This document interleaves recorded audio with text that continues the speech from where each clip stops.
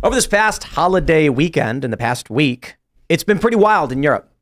We've had some pretty serious stories about children being gravely injured or killed by immigrants. In one story, it is quoted as the man saying, "We are here to stab white people." So there have been riots in Dublin over this, with Conor McGregor speaking out saying we are at war and slamming politicians for forcing immigrants into these parts of Ireland. You've got a video of Sinn Féin, which is the leftist political party in Ireland, getting heckled. And in France, in Lyon, you've got protests in the street, people saying, "France, wake up, you're under attack." And so it's getting particularly interesting, especially when you consider Geert Wilders winning in Holland. And the media reporting is the far right winning. But I will say only this before we get started, because we have a lot of other stories too. We'll talk domestic stuff. I think it's funny that if the majority of the populations of Europe are electing politicians, would they not be the moderate choices that the majority is supporting? How could they be the far right if the majority support them? They would just be the average, wouldn't they? Except to the media, to the press, to the political class, they are in opposition to you and to the majority who are electing these politicians. So it's particularly interesting how they're framing it. Before we get started, my friends, head over to castbrew.com. This show is brought to you by the best cup of coffee you'll ever have. Go to Cast Brew and buy our limited edition Re-Rise with Roberto Jr. I know it's been quite a while since Halloween, but we are doing this blend one time and one time only. Once they're gone forever. We did order 5,000 of them, so we'll see how long it takes for them to disappear, but get it while you can. Now, Appalachian Nights, I guess we only have 3 bags left of the ground coffee, is extremely popular. And we also have K-Cups. Cast Brew is our coffee product. It sponsors the show. And we are also building physical locations currently underway. If you want to support the mission to create physical spaces to hang out and get them all over the country, go to castbrew.com. But also don't forget, go to timcast.com, click join us, become a member to hang out during the members only after show, which will be at 10 p.m. and hang out in our Discord server where you as viewers can submit questions, call into the show and actually talk to us and our guests. It's a whole lot of fun.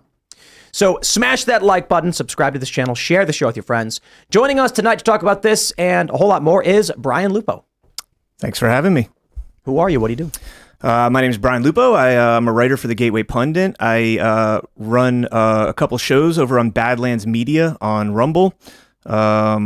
I go by CanCon on my own podcast, stands for Cannabis Conservative. You cover a lot of election stuff, a lot of J6er stuff. Yeah, a lot of election, a lot of J6. It's skating on thin ice. Here you don't really ever know what you can say and all that stuff. But right, YouTube just gave Crowder 2 strikes for hosting Dan Bongino. They really really don't like Dan. But this violates their own policies. YouTube claims their policy is you can have people on the show who have been banned so long as they aren't hosting shows. Crowder had Bongino on his show as a guest, and they gave him a strike over it. They're not consistent. They're playing politics for sure. But anyway, we'll get into all that stuff. Thanks for hanging out. Should be fun. We got Hannah Claire hanging out. Hey, I'm Hannah Claire Brimlow. I'm a writer for Scanner News now. I used to be with Timcast News, and we've just evolved. You know how it is. And we're here, of course, with Libby Emmons. Hey, Hannah Claire. Nice to be here. Nice to be here hanging out. I'm Libby Emmons. I am the editor-in-chief with the Post Millennial and HumanEvents.com. And I am Serge.com. I hope you guys had a wonderful Thanksgiving weekend. I definitely did. Let's get to it, Tim. This story is wild. I'm sure most of you have already heard about the riots happening in Dublin. It was several children were stabbed and in critical condition. I believe 2 of the children, I could be wrong, have been released. Is it 2? I only know of 1 being released. 1 released. Okay. So let's start here with this story from, this is from The Independent, aggregated by Yahoo. Conor McGregor reacts to Dublin riots after declaring Ireland is at war. For this, he is under criminal investigation. This is how crazy it is. Take a look. Conor McGregor said he does not condone the riots in Dublin, but insisted that a change must occur after a knife attack left 5 people injured, including 3 children. I like how they say 5 people. Just say 3 children and 2 adults. A 5-year-old girl was left in critical condition after an attack in Dublin on Thursday, November 23rd, which led to violent protests in the Irish capital.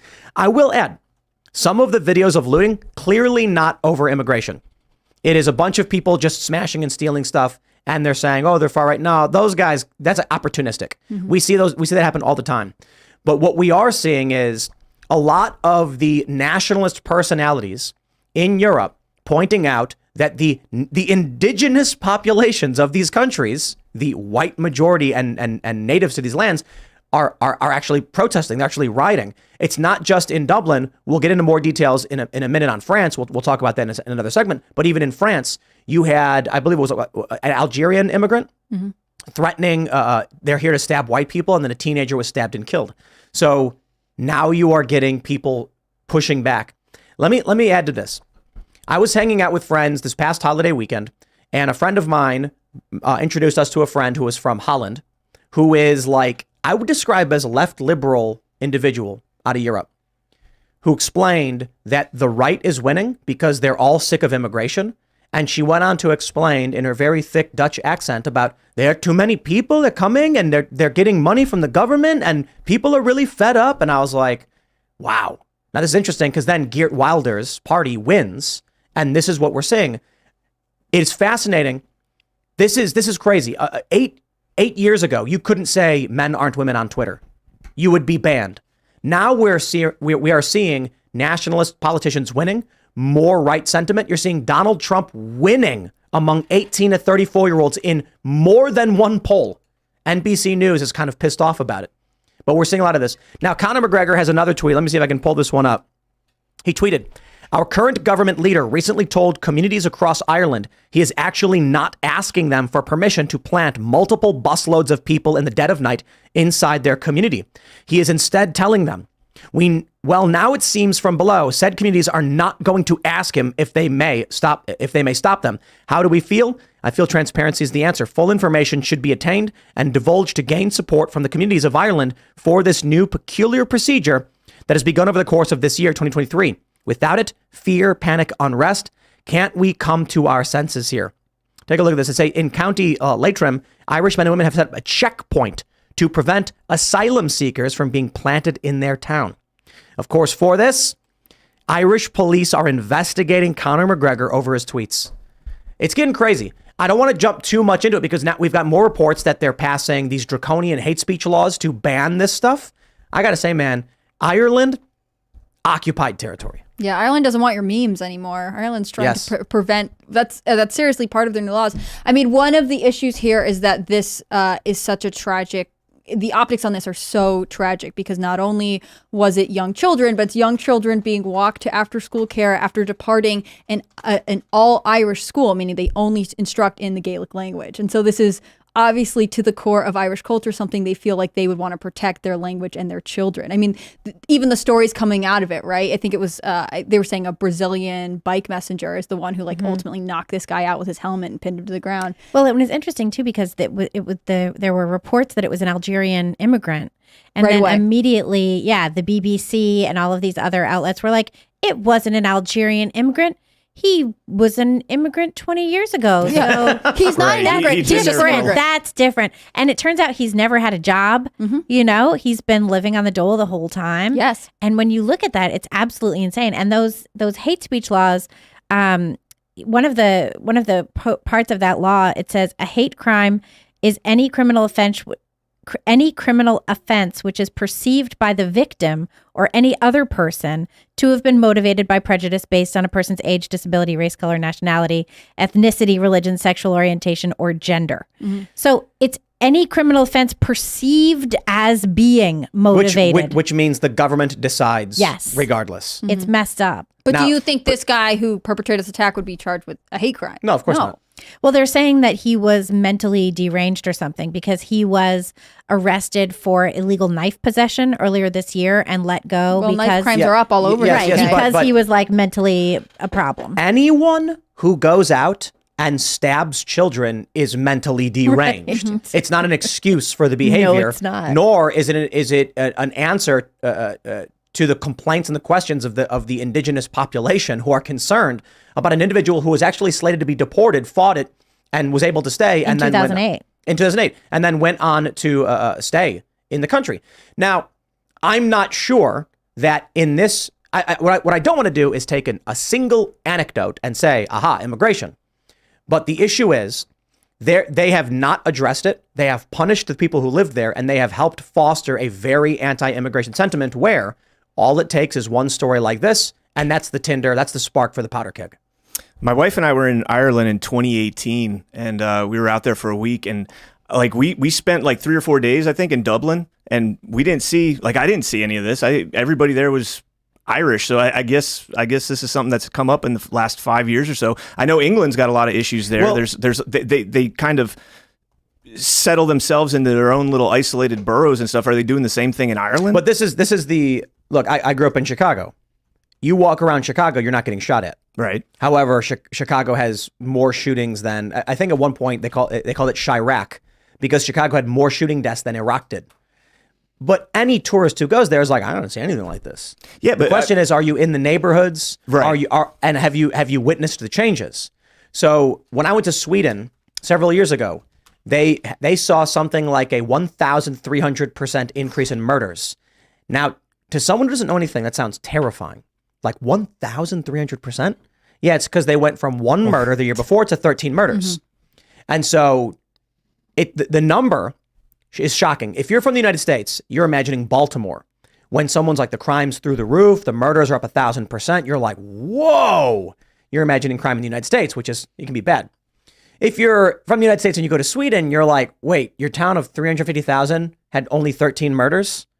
Wow. I mean, that's bad, but like, come to the United States. Yeah, the percentages seem skewed. But for the people who live there, that's a lot. Mm-hmm. They don't have murder. Mm-hmm. And not only that, they're having grenade attacks. They had. I think they have the record for grenade attacks in a single year in Sweden. Yeah. And it's because people who aren't from there are coming in, and they're bringing. I believe it was from like what war was it? There was. It's been so long since I covered this. There were leftover weapons used in war, and the gangs got easy access to them and started using them against each other. So there was like an 8-year-old British tourist, I think, was killed in a grenade attack or something like that around the time I had shown up. So the point is, if your country is a sleepy, peaceful country with no murder, and they open their doors to immigration, murder skyrockets, people are going to protest. And the media manipulation and the lies from government officials, I mean, it only lasts so long. The censorship, the manipulation, social media censorship, it's only so long until people just snap and say, no way. And I think especially with Ireland, the UK's, the way the UK treated their asylum seekers ultimately creeps in, even if they potentially didn't want it. So 5 years ago, maybe they fought it harder. But Northern Ireland, which is obviously in the same physical land as Ireland, even though it's part of the UK, the number one baby name in Galway was Muhammad in 2022. Right. Wow. And so people were shocked by that. People were completely shocked, but they were like, "Oh, it's Liam." Nope. No, in fact, Liam. not. Jack. Well, the Patrick? average size of their Richard. family is significantly bigger than anybody in Europe. I mean, Right, like, which is crazy when you consider the Irish Catholics, like they had big families. But well, probably now it's not down anymore. to like 1 point. Yeah. I think Europe like averages like 1.5 children per family, and like I think anything less than 1.7, it's And the unsustainable. point, ultimately, issues with anything less than immigration. Is it 2? Well, if 2 people only make one kid, That's a good point. there you go. I think the thing is, ultimately, immigration issues are a long-term negative investment, right? Like opening your doors to some immigration, a lot of countries start with like, oh, well, we're a sleepy town. We can offer stuff. We're wealthy. And then ultimately they don't see the investment, or they don't see the implications of what they are investing in long-term, which is that bringing someone into your country because you believe they're seeking asylum might be an honorable thing to do, but acclimating someone to your culture and to everything that comes with being a citizen is a long-term plan. And I don't think that mass immigration is a sustainable way to do that, ultimately. I think that's a big part of the problem, what you just hit on, is, in the U.S., we had a lot of immigration in the 20th century. We've had that repeatedly. But the immigrants who came in the 20th century, in the early 20th century, in the 1920s, whenever, all of that Ellis Island type of stuff, they wanted to assimilate. They wanted to become American. I've talked about this before, like, my grandparents, my great-grandparents, they wanted to be American. They wanted their kids to be American. They pushed English on them. My grandparents my Italian grandparents changed their names to be more American sounding. Mm-hmm. My grandmother went from Anna to Anne. She was like, I'm just Anne now. Okay. But She's they we wanted made it that. to America. But now we have this thing where we tell everybody that American culture is trash and they shouldn't want to be part of it, mm-hmm. and they should bring their own culture and maintain that. And it's like, once we've given up our own culture and said that it's garbage, why would we expect anyone else to want to be part of it? Well, Denver I was just reading this report today that Denver is trying to make it so they're encouraging students like who have immigrated here to continue to speak their own language and not to learn English. This is That's so dumb. Yeah. That's just so stupid. I was hanging out with family for the holidays, and my girlfriend's very based grandmother. We were looking at photos of, her parents came from Italy, and she's 90. This is crazy. It's amazing to see these old photos and hear these stories. And she said that her parents never taught her Italian. And so their parents come here, she's born here, and she said, I wish they did teach me Italian, but they said, we're in America, we will speak English. And she said they spoke broken English, but they tried their hardest to learn the language and work in the communities and make a good life. And that's what they did. And now they have a bunch of great kids and a big family, and it's crazy to see the expansion of the family tree. Yeah. But I feel like, especially for the elements of my family that were immigrants, same thing. Come to America, learn the language, fit in, try your best. Even when back then it's hard for my family because of the laws around miscegenation. Mixed race families are not allowed and stuff like that. For white Europeans, it's a bit easier, but even still, the attempt was we have to do our best to fit in. Yeah. We have to be a part of this. It's a success. And we're investing in this experiment, right? We want to be a part of growing this nation. And our way of contributing to that is to be a part of the culture and actively have our children participate and carry that forward. And that's not the way it works now. And that's the strange thing. We'll get progressives saying, no, we should let immigrant enclaves live this way and maintain their culture because we're allowing American culture to die out. I want to jump to this story. This is from Op They India. want it to die out. Yes. Yes. Here's a story from Op India. Washington Post and BBC falsely claim the Dublin attacker was not an immigrant. Here is the truth. I love this. They got community noted. The Washington Post tweets, online rumors claimed the perpetrator of a stabbing attack was an immigrant. The BBC found the man was an Irish citizen who had lived in the country for 20 years. Police blamed a lunatic faction driven by a far-right ideology for the riot in Dublin. And then here's the fact check. The man is indeed an immigrant, as he was originally from Algeria. The Washington Post segment appears to conflate citizenship with not being an immigrant, and you can be both. That's amazing. So are they blaming this on the far right? Yes. Mm-hmm. Are they saying that he was far right? Well, so Carl Benjamin actually tweeted out something, an anecdote where someone said an old lady was talking about, Ireland. A guy mentioned going to Ireland. She said, did you hear about the riots? He said, no. And the woman said it was something having the far right stabbed someone or something like that. This is what the media wants to happen. Yeah. That's why they're lying about this person being an immigrant. This is it. Activists, I think it's simply put, many of these media organizations have activists who work there. The reason why the mainstream corporate press is claiming that Geert Wilders and other politicians are far right is because they are actually far left. If the majority of the population is voting for a dude, then that's the median. Mm-hmm. Right. Or not necessarily the median, but that is the plurality or the majority. That is where most of the people see their views. So that's not far anything. That is right-leaning, right.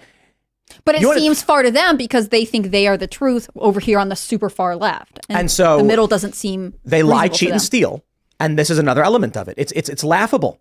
It was clearly an immigrant who did this. We can argue whether or not this single anecdote exemplifies the entire issue of immigration. I don't think so. I think it's a data point, but I do think people are right to be upset when their government refuses to listen to them. And then the media lies just like this to trick people. And some people fall for it. Well, then you have to put the far right moniker on it so that then you can justify the censorship and everything else that's going to come as a result. We had the woman in the Irish Parliament, was that recently talking about taking away your rights. It was in June, yeah. Yeah, you have your rights. Well, now you got Conor McGregor being investigated for saying we're at war, which, by the way, that's happening here. Mm-hmm. That's happening here in the United States. Douglas Mackey is locked up over a tweet, from 2016. My co-host on Badlands, on SitRep, he had the FBI raid his house 3 weeks after January 6th over a tweet. He was not in D.C. on January 6th. What was his tweet? We are at war. This is, and the worst part is in the warrant, if you look it was like a thread. If you look 2 tweets up, he says we're in an information war.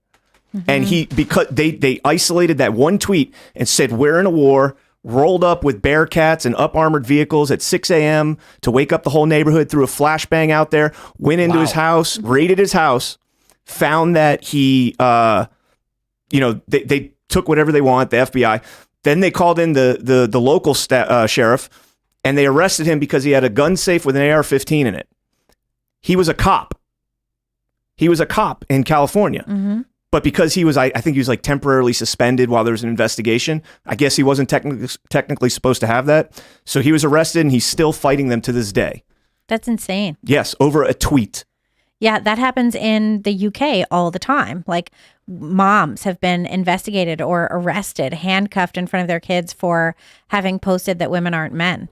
That's happened repeatedly. You've had a situation recently where a British guy had posted a video talking about all the Palestinian flags like up and down the high street and saying that he doesn't like it. And police showed up and they dragged him off in handcuffs. Mm-hmm. And you had people screaming out to the neighbors, they're taking him in for a tweet. They're taking him in because he doesn't like the flags down the block. Mm-hmm. That's just madness. Where was that? That was in the UK. That was in London. That was in London. You know how they've had all those protests and there were all these Palestinian flags. He posted a video on Facebook that was like, what is all this doing here? What about Tommy Robinson? Did you guys see what happened to him over the past weekend? He got arrested for no reason. He's sitting in a cafe eating breakfast and they come in, they say, you have to leave or else. And it's actually funny because he basically says, okay, pay for my breakfast. And they go, no. And I'm like, I actually kind of think that's a reasonable position. He should not have to leave. Mm-hmm. Tommy should be like, bro, you're gonna have to arrest me. And he kind of did say that, but then eventually he goes, okay, pay me back for my breakfast. And I'm like, he's essentially saying, fine, I'll leave. Give me my money back. And they're like, we won't do it. They won't even do that. I did think it was funny that in the end, Tommy was actually being reasonable to their demands when he didn't have to be. Mm-hmm. But they said, you are, what do they say? That you're causing you're the potential for alarm or distress. Yeah, they were. So therefore you're not, he's in London. And they said, by order of the city of London, which is, I believe it's separate from London to some degree. It's like in the middle and it's got different police or something. And they're like, you have to leave or else. And it was an anti-Semitism march and the police arrested him and pepper sprayed him while he was sitting in a restaurant waiting for his breakfast. Well, and the articles that came out about it indicated that he was anti-Semitic and he was at the march, like opposing anti-Semitism, covering it. And there were some 50 cops or whatever surrounding him to get him out of there. Meanwhile, like, there's been vandalism, there's been people climbing up on statues, there's been all kinds of mayhem, and those people are just let to go by, you know? Let's talk about how they're going after the memes. So Nate Hockman tweets, the hate speech law that Ireland is preparing to pass is arguably the most radical legislation of its kind we've seen in the West. It criminalizes the mere possession of materials that, quote, are likely to incite violence or hatred. Books, videos, or even memes on your phone. Look at this. This is amazing. Offense of preparing or possessing material likely to incite violence or hatred against persons on account of their protected characteristics. They say, let's see, a subject to subjections, blah, blah, blah, person shall be guilty. Prepares or possesses material that is likely to incite violence or hatred against a person or group or person on account of their protected characteristics or any of those characteristics with a view to the material being communicated to the public or a section of the public, whether by himself or himself, blah, blah, blah. Prepares or possesses such material with intent to incite violence. We get it. You get it. Being reckless as to whether such violence or hatred is thereby incited. Yes, they're basically saying memes. If you, theoretically, if you have Netflix on your phone, Dave Chappelle made racial jokes. And for that, you're under arrest. I mean, this is it. This is like, part of me is actually excited for this, I'll be honest, because the line can only go so far until it goes off the edge. And then there's no line anymore. So they keep pushing and pushing and pushing, and then it's gone. And everyone's just standing around like, okay, there's no rules anymore. For instance, like this, for instance, basically is saying, if you have on your phone a video of Dave Chappelle doing his stand-up routine where he makes fun of Chinese people, well, that's it. You're going to jail. Mm-hmm. But this is Netflix. This is like mainstream, international, top-tier comedy. Doesn't matter. In New York, they just banned discrimination. They signed into law discrimination on the basis of weight and height. You know what this means? Insane, yeah. This means that a 600-pound morbidly obese person can apply to be, to work for a government position, or let's say Starbucks. And then let's say they apply online. Then the Starbucks says, come in for an interview. Well, that person can't move of their own power. So they have a crane bring them to the Starbucks and they can't get in the building. And then they say, this is discrimination based on my weight and height, that I cannot enter the building for the interview. So Starbucks, all these businesses are going to have to they're going to have to remodel all their stores to have double doors to accommodate the massive and morbidly obese. The line only goes so far until it falls off the edge. When we look back at architecture, it's going to be a crazy time. That's when the double doors come back. I mean, this is such a disturbing way of phrasing it because this idea of likely to incite violence or hatred is determined by the government. So what does the government decide is likely? Like, there are all kinds of things I don't like that I'm sure the government is for. And so we know there's automatically a double standard for what materials are okay and what aren't. All that really matters is culture. When we have the First Amendment in this country, you would still be arrested for obscenity. So like George Carlin, for instance, the 7 words you can't say on TV, he gets arrested for it. Yeah, so even though we have the First Amendment, back then, it didn't matter. Our culture did not allow it, regardless of what the Constitution said. So we talk a lot about the Constitution and the rights it guarantees, but let's be honest, they didn't really guarantee a whole lot until we started enforcing them and having the courts rule to enshrine these protections and set this precedent. So when we're looking at these bans, all that really matters, the government will decide whether or not you go to jail. That's it. They're basically, the law should say, we as the government can decide to arrest you for any reason and lock you up if we want. That's basically what the law says. Did you see that in the no more discriminating against fat people in New York, the person who brought the bill, Sean Abreu, was inspired to bring the bill because he gained weight during COVID and thought people looked at him weird after. No, really? No, yes. So he sued the government on what standing? He didn't And how sue the much government. weight? He brought the bill. He's a city councilman. Oh, I see. He was inspired to bring the bill after gaining weight during the pandemic and noticing people didn't treat him the same afterwards. And he said it's also about changing the culture and how we think about weight. When it was, I love it. It's hilarious. Yeah, when it was brought up before city council and people were arguing in favor of it, an NYU student said the desks were too small and this was a reason to not discriminate. How much weight did this guy gain? I need to know. Well, I was looking for pictures of him and he looks pretty normal. And the bill, of course, was backed by the National Association to Advance Fat Acceptance. And the chair So of that glad we group, have that in this country. right? The chair of that group said, this is such a powerful moment for anyone who has ever faced discrimination simply because of the size of their body. Someone else said that they felt pressured to develop an eating disorder. And so this was a reason to bring the... Is that the same thing as dieting? I don't Look. have any idea. Didn't New York pass a law or attempt to pass a law like, I don't know, probably 7 or 8 years ago banning like certain size beverages? Like you couldn't That get... was Bloomberg. Yeah. Yeah. No more And supersizing. how did we go from that to now where we're at with this? That's just The soda company sue to be like, no, that's discrimination against the size of our cups. You can't do that here.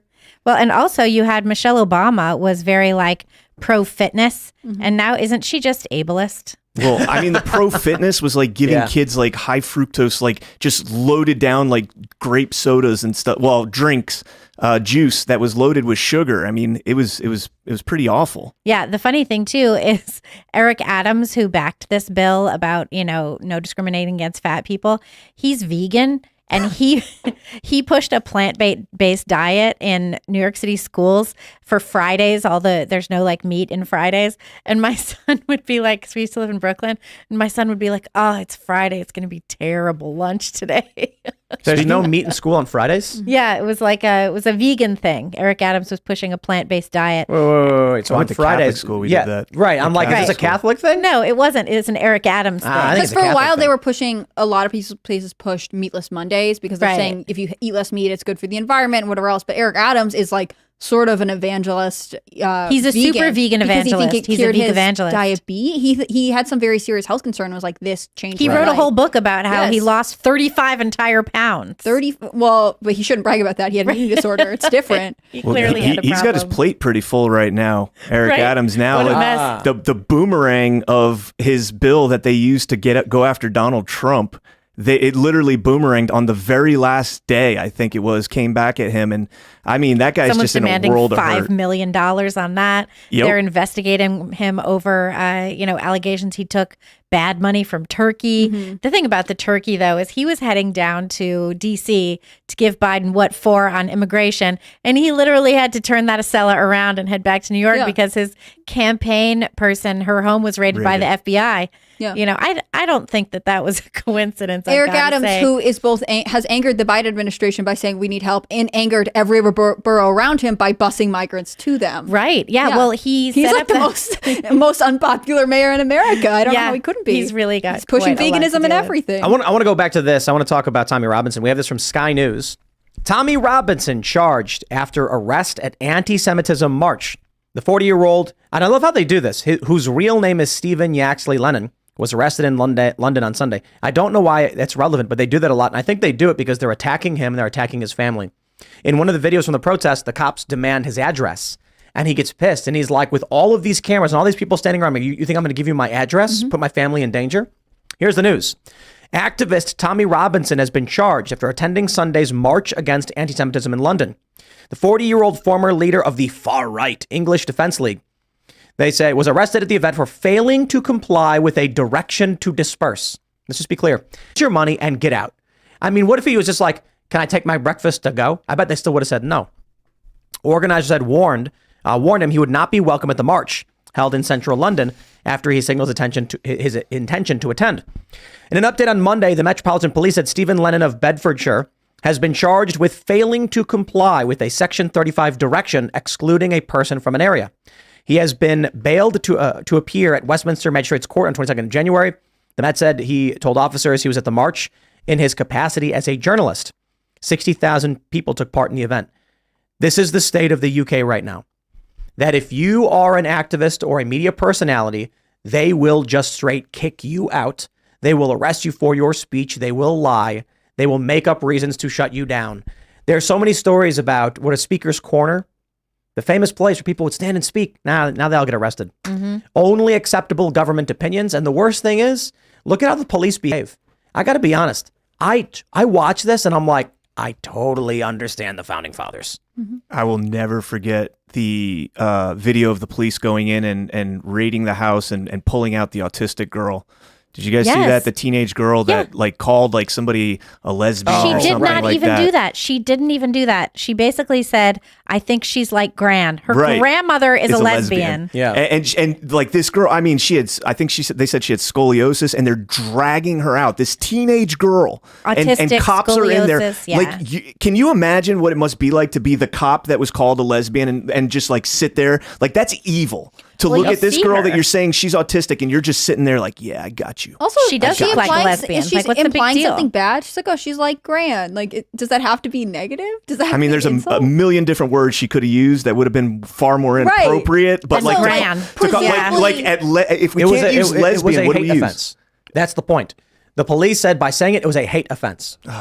But again, does that imply she hates her grandmother and then it was a hate offense? No, she really it implies likes her the grandmother. government is allowed to say whether you'll be arrested and for whatever reason. Yeah.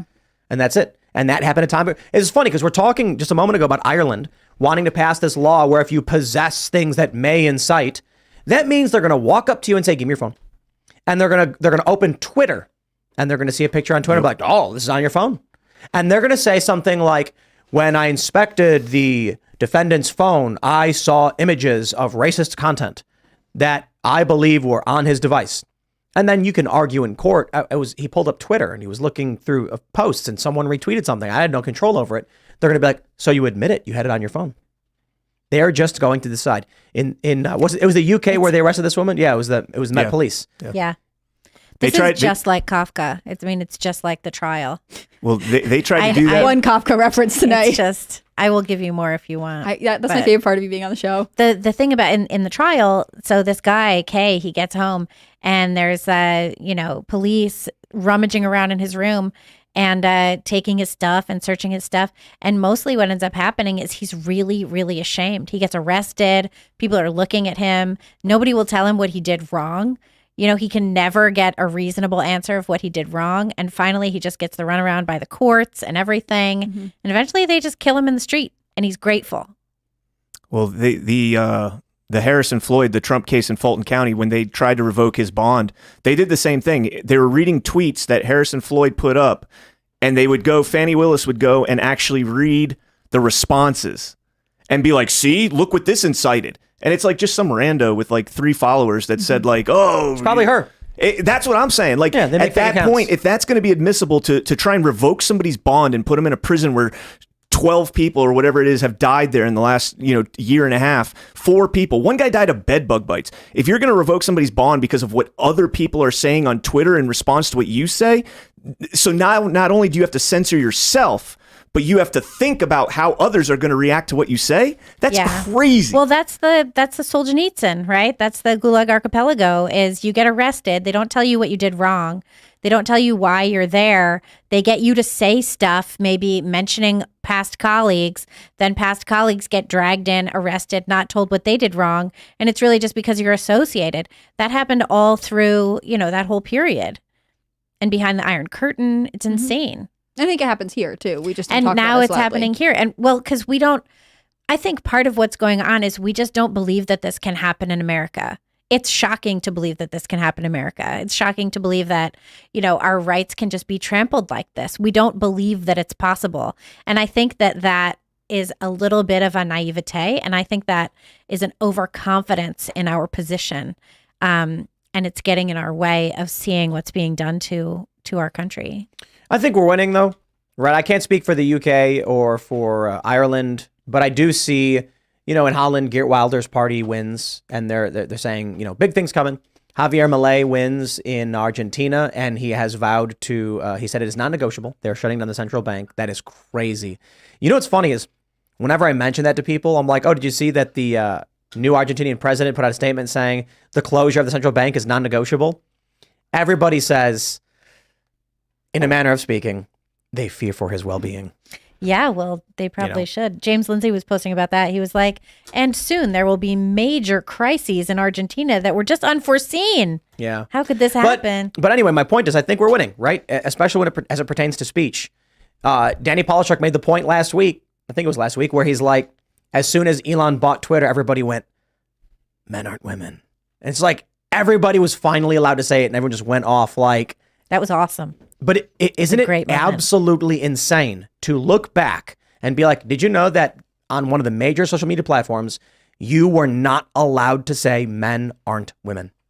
You would be banned like Meghan Murphy was. So that being said, we had some pretty dark and creepy days, but we're clawing back. I think we've been winning. That doesn't mean we have the majority. It doesn't mean we're going to win. It means we have been consistently gaining ground. You've got the Daily Wire just put out the trailer for that new movie they're doing, Lady Ballers. It looks hilarious. I can't wait to see it. It's out on Friday. And it's a comedy movie about men who decide to identify as women to play on play on a bunch of sporting teams and win a bunch of money. And it's funny. So I just think with things like this, the culture is being clawed back. I'll also do a shout out. We did the Culture War podcast, pre-recorded, went up last Friday with Richie Jackson, a professional skateboarder. And I'm getting messages from tons of pro skateboarders who are like, we agree, right? The woke people who are coming into these sporting events, who are coming into video games, they don't know about the culture. They don't care about the culture. They actually actively despise the culture of various industries. They want to destroy it. And now they're losing. More people are speaking up. More people are saying, dude, I just don't care. I want to just read my comic books. I just want to play video games. I just want to skate. I think it's funny that during Gamergate, the meme was, we just wanted to play video games. And now what I hear from skateboarders, as wokeness is causing problems in skateboarding, it's, dude, we just want to skate. So when more and more people start speaking up, I just see, I think we're winning. You look at Joe Biden's failure, you look how bad he's doing, I think we're winning. So I'm having a good time. It's a long road ahead of us. 2024 is going to be wild AF, but it is what it is.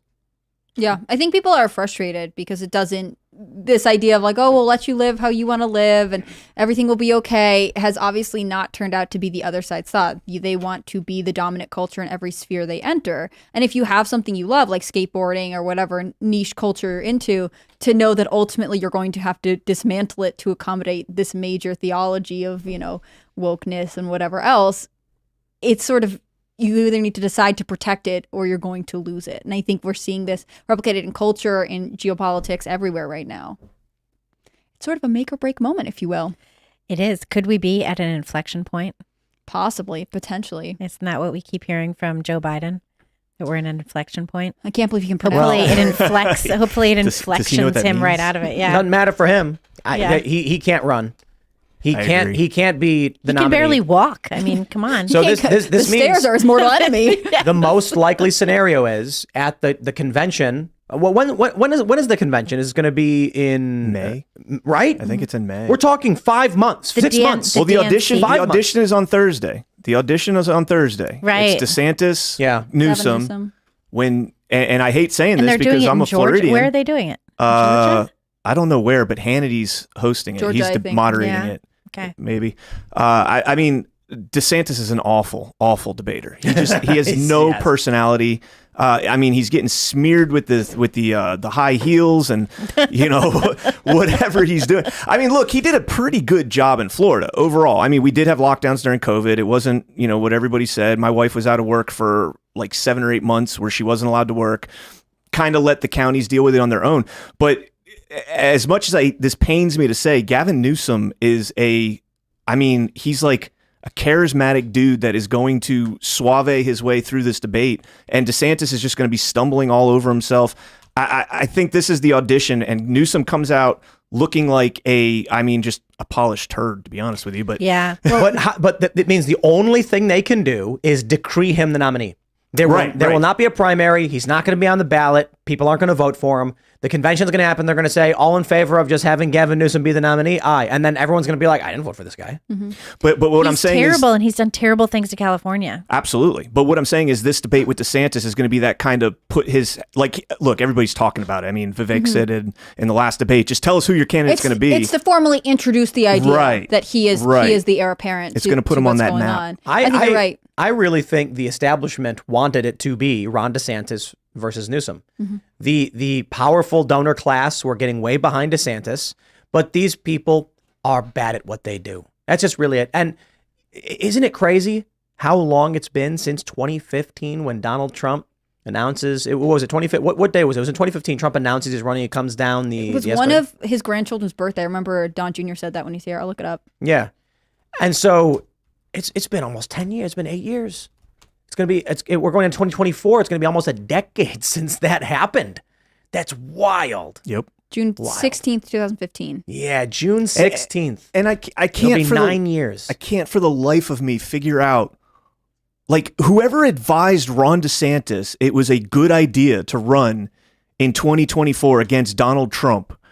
I mean, Donald Trump is a once in a lifetime personality, period. But people weren't sure if he had the steam, if it was still he there. had the steam. DeSantis I mean, but his knew announcement, that before. I mean, Trump is really interesting. He is definitely the center of everything right now. But I remember his announcement at Mar-a-Lago feeling a little bit lackluster. There were a couple moments, and then his town hall was just incredible. I mean, him pulling out the notes, he was so engaged with the crowd. There was a reason CNN was so angry about that town hall. But there was a moment, I think we have to acknowledge, there was a moment where people were like, does he have it? He had bad advisors last time. And I think you're right, DeSantis got bad advice, but there was a reason they were able to sell it to him because he had a bright future ahead of him, although he's term limited as governor, right? It's so bad, I almost think it's an op. Like, Right, I know look. I hate saying that. I almost think it's an op. Like, Yeah, all the donors that flock to DeSantis, all right, you've got your neocons, you've got Con Inc., whatever you want to call it. And, I don't know. That's the only explanation I can think of that makes sense. My conspiracy theory is that everybody was saying Trump DeSantis. It was an unbeatable ticket. People who hated Trump would be willing to vote because DeSantis is he's a good governor and he did a good job. And so the powers that be say, planning ahead, how do we beat a Trump DeSantis? It's not just Trump, right? Trump Pence. Trump tried to find that balancing factor of the stodgy traditional politician. Who's he going to find? They said, it's going to be DeSantis.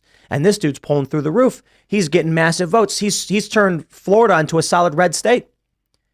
It's going to be Trump DeSantis, and we will lose no matter what we do, no matter who we swaps in it. And DeSantis goes, wow, I can be president. And they're like, yeah, you'll lead the great American. Why they attack people so relentlessly for no reason. And I'm like, this was the point. Make it impossible for Trump supporters to get behind DeSantis. So now you send your PR team to attack anybody who supports Trump so that there will never be a possibility of a Trump DeSantis ticket. Mm-hmm. And now who's Trump going to have for VP? Tucker? That also, I think, may be unbeatable as well. I think that would be unbeatable. Oh, I think yeah. that would be really pretty outstanding. Trump, And Trump it would Carl's, work for and Tucker. Like, Tucker could still do his show because the VP doesn't really do anything. And Trump mentioned Tucker would be great, and then was seen like a few days later with Tucker at Madison Square Garden. That was awesome. I loved that. See, I think we're winning. I'm having a good time. How you guys doing? I'm loving it. Yeah, right. I'm loving it. I'm just waiting on all these boomerangs to come back. I mean, everything that they're doing right now is going to come back on them. The classified documents case, Joe Biden did that. We're expecting Robert Hur's report to come out and say, oh, Joe Biden had tons of classified documents, but we don't think he should be indicted for it. It's okay when he does it. Yeah, They don't it's okay think when he should he be does it. indicted for it. They don't think it should be anything at all. There was actually emails revealed that showed that National Archives said, hey, just go get those documents. Don't say anything about it. Be super discreet about this. And then with Trump, they drag in the FBI. They alert Secret Service. Trump's out of the building. They swarm in. It's just insane how he's been treated in all of these cases. You and I were talking before the show about what's going on in the Jan 6th case and how Trump's attorneys recently filed a motion. What was it? And the motion was like... to reveal all the FBI agents that were in the crowd. Or feds. Anybody who was associated with the DOJ in the Capitol, near the Capitol, who was part of that whole thing. And I think that's really going to show what was happening then. Yeah, I think so too. I think it's going to reveal that there were feds inciting at January 6th, like we've thought all along. There's a lot of interesting stuff going on with that. I mean, he's got a motion to reveal all the, or to stop from the destruction of classified documents that reveal foreign interference in the 2016 and 2020 election. I mean, that is huge. They're trying to destroy those documents? That I can read the motion directly, but it's along those lines. But basically, it's acknowledging that, hey, there's classified documents relating to foreign interference in the 2020 and 2016 election. I mean, you can't possibly think that, in 2018, he writes Executive Order 13848, which is, stopping foreign interference, giving an out for them to seize whatever they need to. You can't possibly think that he watched this and nothing came about from it.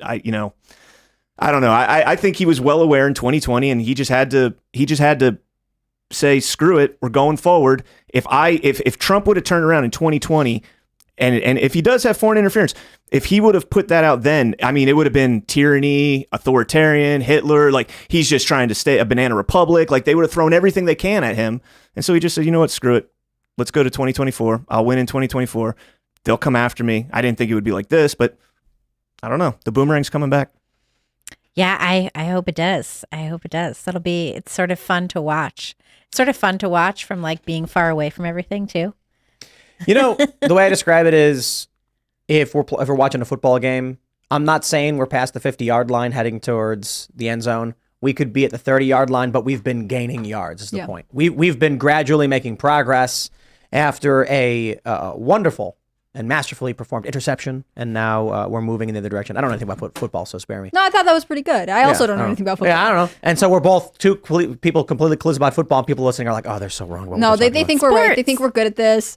We're heading to their red zone, baby. Yeah. Sports. We're going to score the goals and all the stuff. No, I think you're right, and I think that makes the American people hopeful. I think that's what you have to pay attention to, is that people are engaged and are frustrated and are willing to do something about it in a way I feel like they haven't been in a really long time. They weren't even in 2020, and that is too bad. We sort of missed the mark on that one, but now they are suffering the consequences of their inaction, and hopefully they're motivated to do something.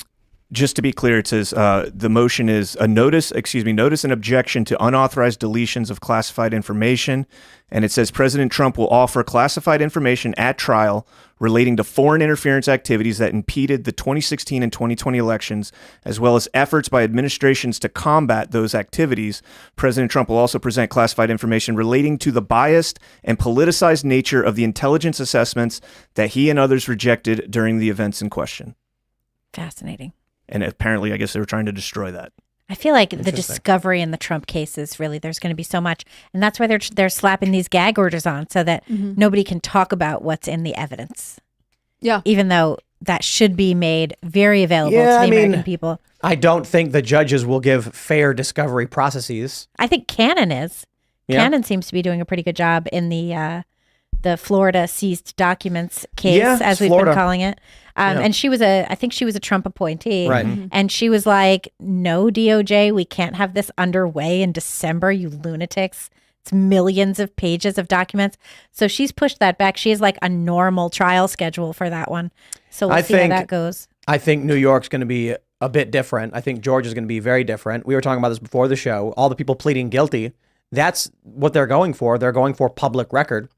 You mentioned Trump is appealing in Colorado, despite the fact that he won, because the courts ruled that he did wage insurrection. And this is the plan. You don't get Trump knocked off the primaries, you get him knocked off the general. So one by one, each state is an opportunity to get precedents, at least in these states, that Trump did wage insurrection. And then they can say, well, look at this, look at this. I don't know if that'll fly at the state level, but at the federal level. You see, one of the questions, I think it was Minnesota, was the states don't have the right to determine eligibility, only the federal government. Therefore, this lawsuit must be federal. You get a bunch of states to rule Trump waged insurrection. Then they suit the federal government level and say these states have determined Trump did wage insurrection. Therefore, he should be removed. Well, I mean, there's use that. Yeah. There's the question of whether the 14th Amendment even applies to the president. It doesn't. I know Kash Patel says that it does, and I trust his legal opinion. He said it does. It does. Like it would. No, I thought he said the 14th Amendment. It doesn't mention the office of the president. Right. You said Kash Patel says it thinks it does. No. Oh, excuse me. I'm sorry. I apologize. It doesn't. Right. It does say, I think it says the executive offices. It says officer of the United States. Yeah. So wasn't it trying to just keep, it was basically trying to keep Jefferson Davis and all those guys off the ballot. Exactly. Mm-hmm. Exactly. So, but he hasn't been charged with it. He hasn't been charged with insurrection, seditious not in conspiracy. any of the cases, not in a single one. So you think that a 6-3 Supreme Court is going to rule to keep him off the ballot if it gets to the I don't see that happening. No, I see it's going to the Colorado Supreme a single Court. State deciding that Trump is ineligible due to these rulings, therefore, and they just remove him. And then Trump sues, but by the time it's rectified, there's no ballot with his name on it. So they don't say anything. They just start printing ballots. Then when everyone finds out on election day or during early voting that there's no Trump's name isn't on it, Trump sues. Within a couple days, gets his emergency injunction. Too late. 3 or 4 days, they gain an advantage where Trump's not on the ballot. And theoretically... And all the mail-in votes, go out with no Trump on the ballot. Well, the ballots have to be printed, I think, 90 days. They have to be public 90 days before the election, I believe. Well, hopefully. So if that's the case, you're going to have a lot of... I'll tell you right now, that is the quickest way. But 90 days in which state? Is that every state does that? I think that's... Well, no, that's a good point. It's yeah. Most states that I've seen have 90-day safe harbors for everything. And theoretically, if it comes out that the feds were the ones who ultimately incited January 6th, then Trump probably did not partake in insurrection. Trump wasn't even done speaking. Yeah. He wasn't even... I was there. He wasn't even done speaking. But you wouldn't prosecute the feds who did incite the insurrection, right? Like, would the FBI director, would any of these agency heads be the ones to take the fall for inciting insurrection? Probably not. No. Republicans need to start making criminal referrals to the Capitol Police, because it will put Merrick Garland in an impossible situation. They say, here's a video of a police officer letting the J6ers in the building. He should be arrested and charged. Now what's going to happen? The Democrats are going to say, no, we're not charging this cop. Democrats don't like cops. Mm-hmm. Democrats want cops criminally charged and held, quote unquote, accountable. If it's true, so I don't think a single cop will get actually charged or arrested, but put them in the decision dilemma. Either you arrest the cops and stand by what you think is an insurrection, or you refuse to arrest the cops who opened the door and let them in. Let the American people see you do that. And it's going to make all the American people who've ever questioned January 6th be like, hey, wait a minute. See, there's video. The Republicans are calling out video of cops letting people in the building, and the Democrat, Merrick Garland, will not arrest these guys? Something doesn't add up. Right. I think that's important to note, because if they did, if they're going to imply, oh, the cops were in on it, then there's intense government corruption. But if they're saying, no, the cops are fine, I think every American citizen who is affected by this, who's thought about this last year, will obviously see how corrupt this system is. It creates a big problem for them. Yeah. And I think that... No Democrat activist is going to defend a cop. Right. And I think that's the question. They will, U.S. Capitol Police. Not because they like fought Adam against Schiff. the insurrection. They're and the they heroes sold of them the as left. they sold them as heroes. Yeah, maybe Adam Schiff and like these neolibs, but you are not going to get the average 30-year-old Democrat to get behind cops. Well, and this comes up to the Biden administration's major problem, which is that they have to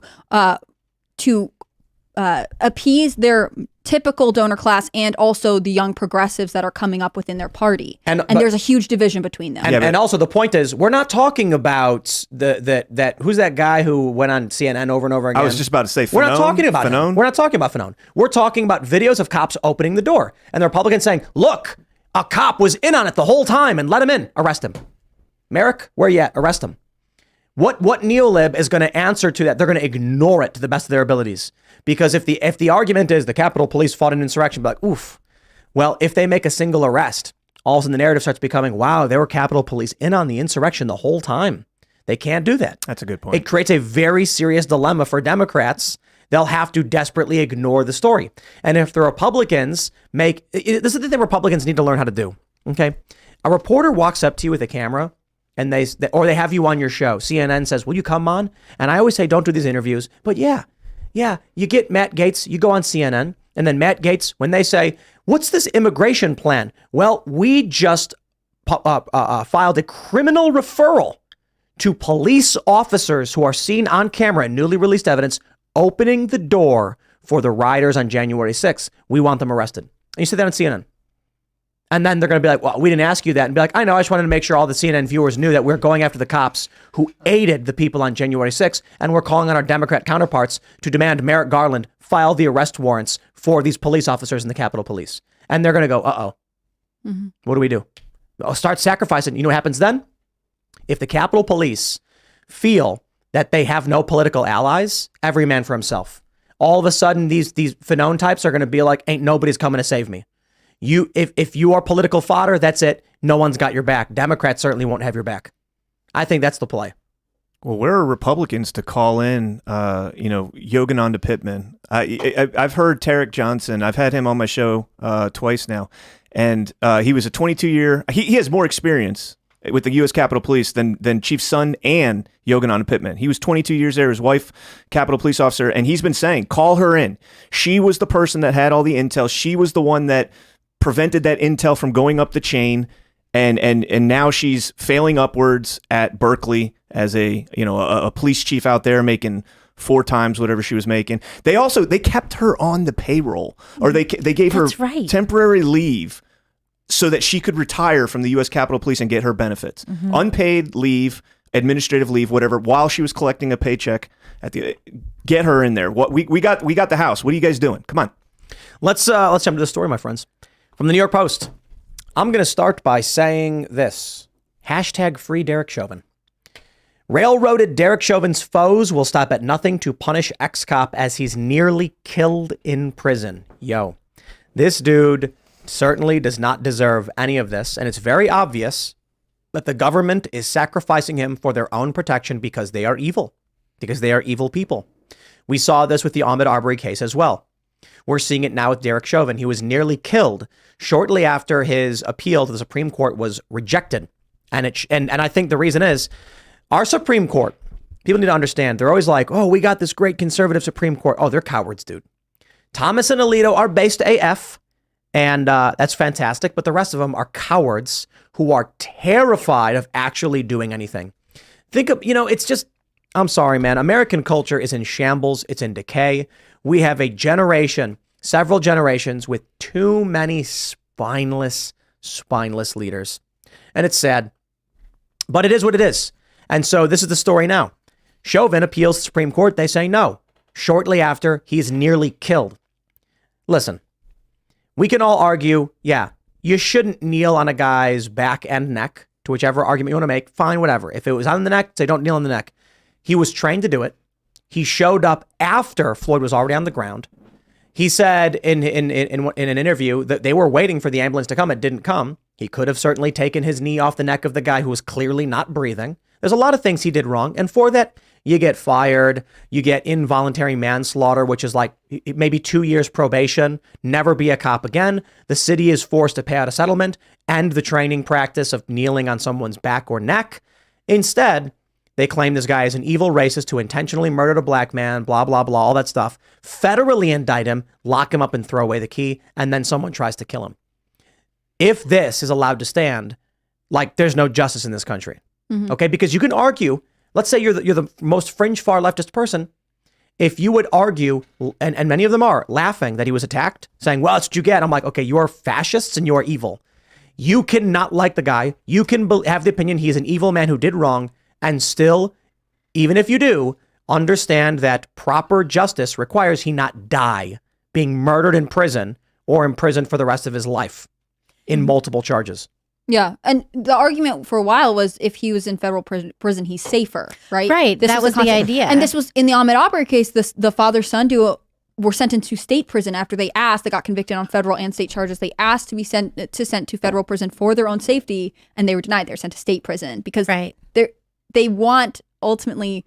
I think a lot of progressive AGs in this country really want to see a bloody end for these people, and that's horrible and sad. And the judge in Chauvin's case was like, well, if he's going to go to federal prison, put him somewhere his family can see him, right? And their family's between Iowa and Minnesota. And they were like, no, Arizona. We'll see you later. And now they're not giving the family information about his status. They're learning about it as the news updates, which is crazy. Well, that's what his mom said. And then the judge also had come out and said that they were surprised that Chauvin was transferred to Arizona and that it was done without their awareness or knowledge of it. But the Bureau of Prisons doesn't have to take a judge's recommendation. For sure. Yeah. Which is, I mean, maybe that's good, maybe that's bad. In this case, I think it's pretty awful. Because Did you guys see Fall of Minneapolis? Did you guys watch that? No, what is it? It's this documentary. It was a crowdsourced documentary about this case and everything that happened in the riots after George Floyd and what went down. It's actually pretty interesting.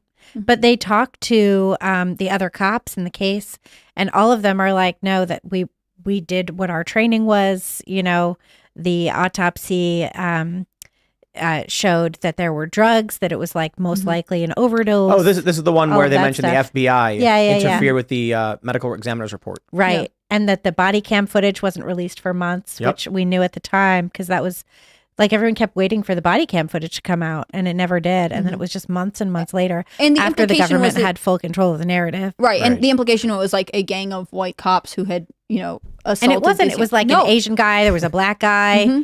It was like the makeup of the city was in this little unit. They even locked up the dude who was simply holding back a crowd. Mm-hmm. Mm-hmm. That's crazy. Like that guy had no idea what was even going on. He was like, "Guy, everyone stay back, stay back." And so now he's going to jail for a long time. Mm-hmm. Well, nothing ever is going to happen, unfortunately, positive for Chauvin. Nothing is going to happen positive. If it does, you'll have that summer of love all over again. Right. So maybe something does happen, actually. Maybe something does happen, and that's what the left is going to use to push the pandemonium in the summer of 2024, just before Trump should pardon him. Trump should pardon. Well, he can't pardon him in Minneapolis. He can pardon the federal charges. Yeah, the federal case. So when Trump's president, he can issue a pardon. Do you think we're going to see riots this summer? Yes. What are they going to be over? On. Immigration riots? No, race. Every 4 years. On election years. So 2020 summer of love. Can you believe it? It's been over 3 years. I cannot even believe Wild, right? When the summer of love was. I love that. That's what it's called. Who was it who said that? It was Jenny Durkin. It was the mayor of Seattle. Summer of love. What a turd she is. Just the worst. I got to tell you. She also said that the Chaz, the Seattle Autonomous Zone, she also said it was like a big block party. Yeah, with people being killed. With killing just understand, of black teenagers. 14-year-olds in 2020 who weren't paying attention will be voting next year. Yeah. Wow. And they're voting for Trump, apparently. Trump's up 46 to... what is he? He's up 4 points, I think, against Biden, according to NBC News. So in the youth vote. Let's break that down for a second, because I was looking at this the other day. So Trump is up in the 18 to 34 vote. I think he's up. Right? He's up 4 points. He's up. Okay. He's up. He's getting right now. I think how do they describe it? NBC News said Biden -4. That's what they said. Okay. Well, so the overall poll, like the total of the poll, I think had Trump winning by like 4 points. If you go through the individual categories, I think the black vote, Trump was around 24%, which is insane. He got 12%. In NBC News. I'm talking about, let's pull it up. I have screenshots of it because I was arguing this with somebody. But Trump had about 20, I think it was 24% of the black vote, which is awesome because I think he got 12% in 2020. He was +6 away from, or he was 6 points away from Biden in the Hispanic vote. I think it was like 42 to 48 or something like that. He lost the Hispanic vote by 32 points in 2020. So Trump is up 12 points on the black vote. He's pulled within, he's cut 26 points on the Hispanic vote. He's winning the 18 to 34 vote. And the overall poll only had him winning by like 3 points or 4 points or something like that. Are you insane? Like if you tell any Republican those numbers for a Republican candidate and you don't tell them it's Donald Trump, they're like, oh my, that's a Ronald Reagan 1980 landslide. I mean, it's he wins all 50 states. He takes Minnesota too. That would be great. Are Right, there so- any so places the- that are saying Trump lost? Well, so here's a couple of questions. Like, If did he the lose ele- in any demographics? Sorry, go ahead. If the election is between a generic Republican and Joe Biden, it's 48 points for the Republican and 37 for Biden. If it's Trump versus any other Democratic candidate, it's 46 for the Democrat and 40 for Trump. And I don't know if they asked the inverse question. I think it's just those two, because I'd be interested if it was Joe Biden versus Trump, but it's probably somewhere in the poll. But that right there is interesting enough. But anyway, continue. What was your question? Oh, I'm always curious to see, like, it's great that he's gaining. I'm also curious to see where there are any potential losses, right? Or is it just Joe Biden who's losing supporters? I mean, this was a poll a couple months ago. We saw a swing state poll that had, of like, what was it, 6 swing states? And it had Trump up in Georgia, Pennsylvania, Arizona, and down in Wisconsin, which was like the one state that Biden won of the swing states. And I'm missing one in my... Michigan. Yeah, I'm missing Michigan. That's right. And you had Trump up in Michigan as well. Yeah. So, and he's winning Nevada too. I think he's up like 6 or 7 points in Nevada as well, and Wisconsin was the whitest state of the states surveyed. So that was sort of interesting as well. Yeah. I mean, So I think they're saying right now they got Trump up 2 points against Biden. Is that the same one that has those same? Because I know the numbers on the demographics are spot on. Because I have a photographic memory when it comes to that. So does it have the breakdown by the black vote, the 18 to 34? That's what I'm looking for. That Okay. was the generic. Right Okay. now they're saying Trump's up 2. Yeah. And so Real Clear Politics is showing Trump's averaging 2.6 points above Joe Biden. A lot can happen in a year. A lot can happen. yeah, But who even knows I'm it'll gonna keep be going. Joe I'll try Biden and find in a year. the breakdown by race if they have it. I don't know. A lot of this is just the general questions. I know Rasmussen had a poll in the beginning of October because I literally bought their platinum package just to be able to read this poll. They had Trump winning 51% of the black vote. Yeah, I remember that. The number of random subscriptions I have. And then it's like, I don't even remember how I subscribed. I have no idea how to cancel it. It's Hey, look at this. ridiculous. You or someone else in your household owns a gun of any kind. 52 applies. 43 does not apply. That's interesting. Gun rights, baby. People in this country want to be able to own guns. Yeah. Democrats try and take them away. It's going to piss them off. And they don't like Joe Biden. I mean, Joe Biden is intensely unpopular. Polls show this over and over again. The fact that there was a majority of Democrats who were like, no, he's too old to be president, that does not bode well for a re-election campaign. He only gets older. Yeah. The one concern that I would have about, declaring a Trump victory prematurely would be that I think Gavin Newsom would be a wild card, and I don't know what would happen there. I know a lot of people that, that I talk to who are not really conservative, but they're also not really liberal. They really don't like Joe Biden. They also don't like Trump. And I think they would grab at a chance to vote for somebody they've never heard of who might have a reasonable-ish smile like Gavin Newsom. I think they had to have heard of Gavin Newsom, though. I mean, especially after sure, the San but Francisco. you don't hear of him the same way. And if you're not that engaged in politics, you'd know like, oh, Gavin Newsom, he's the governor of California, and California's fine. He had one big viral nice- moment when yeah. he was doing his acceptance speech or his like inaugural address, and I remember it went viral because I think a lot of the country didn't really know him, and his son like came up on stage. People were like, how funny, how cute, this young, tall governor and this, adorable child, and he's a dad and a politician. And for Californians, they're like, no, we don't like that guy. And people in neighboring states know it, but the average American who's just in the Midwest, who doesn't care about California that much, just saw it as this like, oh, he's the guy with the kid. Right. And they forgot all about French Laundry. Right. And how he was totally pushing COVID mandates on everybody, but doing whatever he pleased himself, including sending his kids to private schools that were not closed during the pandemic. With everything that Newsom, that you hear about California, Prop 47 and all the crime that's running rampant there, coming out and saying, oh, yeah, Xi Jinping is coming over here, so we just moved all the homeless people. We can't do Right. it for you guys, but we Right. did it for him. And he said, like, at the time, he was like, you've been hearing rumors that we did this because the pretty people are coming to town. And we did. That is why fancy people, not pretty people. Right. They're not pretty, but fancy. Yeah. And he confirmed that that was in fact true. And it was a nice little chuckle. Oh, look, he's telling the truth. And how about that? What a guy. Didn't he like delay vaccinating his kids, even though every other kid, all the other students in California? Yeah, there was all He that also didn't stuff. wear a mask. Yeah. Didn't That's he who it like is. get vaccinated and like Well, he disappear didn't want to for mess up 3 his weeks? hair, you know? Remember that? He got vaccinated and then like 3 weeks Was he that- disappears and they're like, oh, he's at a wedding and they take like this sky view and they're like, that's him in the back of his head in the third row. Oh, yeah, yeah. I And remember everybody that. was Like like that thinking he had generic Guillain-Barre guy. syndrome or whatever. Yeah, but it's also just like Gavin Newsom being like, I'm going on vacation. You know For what I mean? 3 weeks Yeah. as the He gets to do whatever he Why not? wants. That's Yeah. lame. Yeah, he's Biden proved, does he's it. proved that over and over again. He's a Yeah. dude who decreed masks and then is seen quite literally at a fancy restaurant not wearing masks. He does not care. But I want to jump to this. We got questions about Joe Biden, whether or not he's going to be out and Trump's going to win. And so we're wondering what could happen. Here's a story from Zero Hedge. 64 U.S. bank branches filed to shut down in a single week. Are you affected? Listen, it may not be my bank that shut down. I'm not saying, maybe your bank shut down, but regardless of whether it was your personal branch, y'all affected. Yeah. Bank branches are shutting down. And so the question is, why is it happening? Well, obviously, the economy is pretty bonkers right now. It doesn't make sense at all. You've got people who can't afford to eat, and you've got casinos popping up all over the place. I swear, the casino thing really makes me think we're in like the end of days. Chicago just approved recently a $1.6 billion Bally's casino on the river Oh, in my the city. goodness. And they just opened the first Chicago casino, Bally's temporary location. And I'm like, when they start legalizing gambling across the board and casinos are popping up, what does a casino do? You just give money away. I mean, you could win money, but come on, you're paying for entertainment. The simplest form of a casino is you go there, you lose money, you have fun, you have drinks, you leave. They're popping up all over the place, meaning there's a lot of people with disposable income.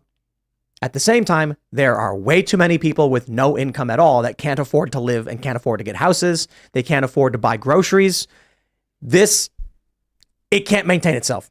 So they're saying one of the reasons the banks are closing down is that everyone's just doing digital right now, so they don't need them. Mm-hmm. And I'm like, yeah, that's not it. Like, probably, but if the economy was doing well and the banks were doing well, they would keep their locations open for marketing purposes and just to have an available location for people who are just happening to be in the area. Mm-hmm. I get it. It is a fair point. Why keep a bank branch open if everyone's online anyway? But if you had the money, you would. There's not a lot going into opening a bank branch. I guess they can fire a lot of people. I guess in the long run, they save a lot of money. I think the real issue is we have seen, 6 banks, entire banks shut down this year. Yeah, it's been really a lot of banks. It's been scary. And now we're seeing bank branches shutting down. I'm not going to sit back while the people in the media are like, this is totally normal and everyone's fine. The stock market will be great and just keep doing your thing. I'm like, nah. Me personally, I don't know. I'll buy some Bitcoin or something. Silver. Maybe get some property in Argentina. We were looking at property in Argentina. Oh, and the Pampas? It's beautiful there. Well, no, all I know is you can get there. We found like 500 acres that was only accessible by raft, and it's like $4,000. And I'm like, that seems pretty great. I was in Argentina. Yeah, good luck getting there, but Can you get Starlink? yes, There of you course. I was there for a theater conference in 2003, and it was like this like compound in the Pampas. It was really exceptional and off the grid and pretty wacky. I recommend Argentina. For all those who are preparing for the apocalypse, El Salvador is sounding pretty good. Argentina especially, wow.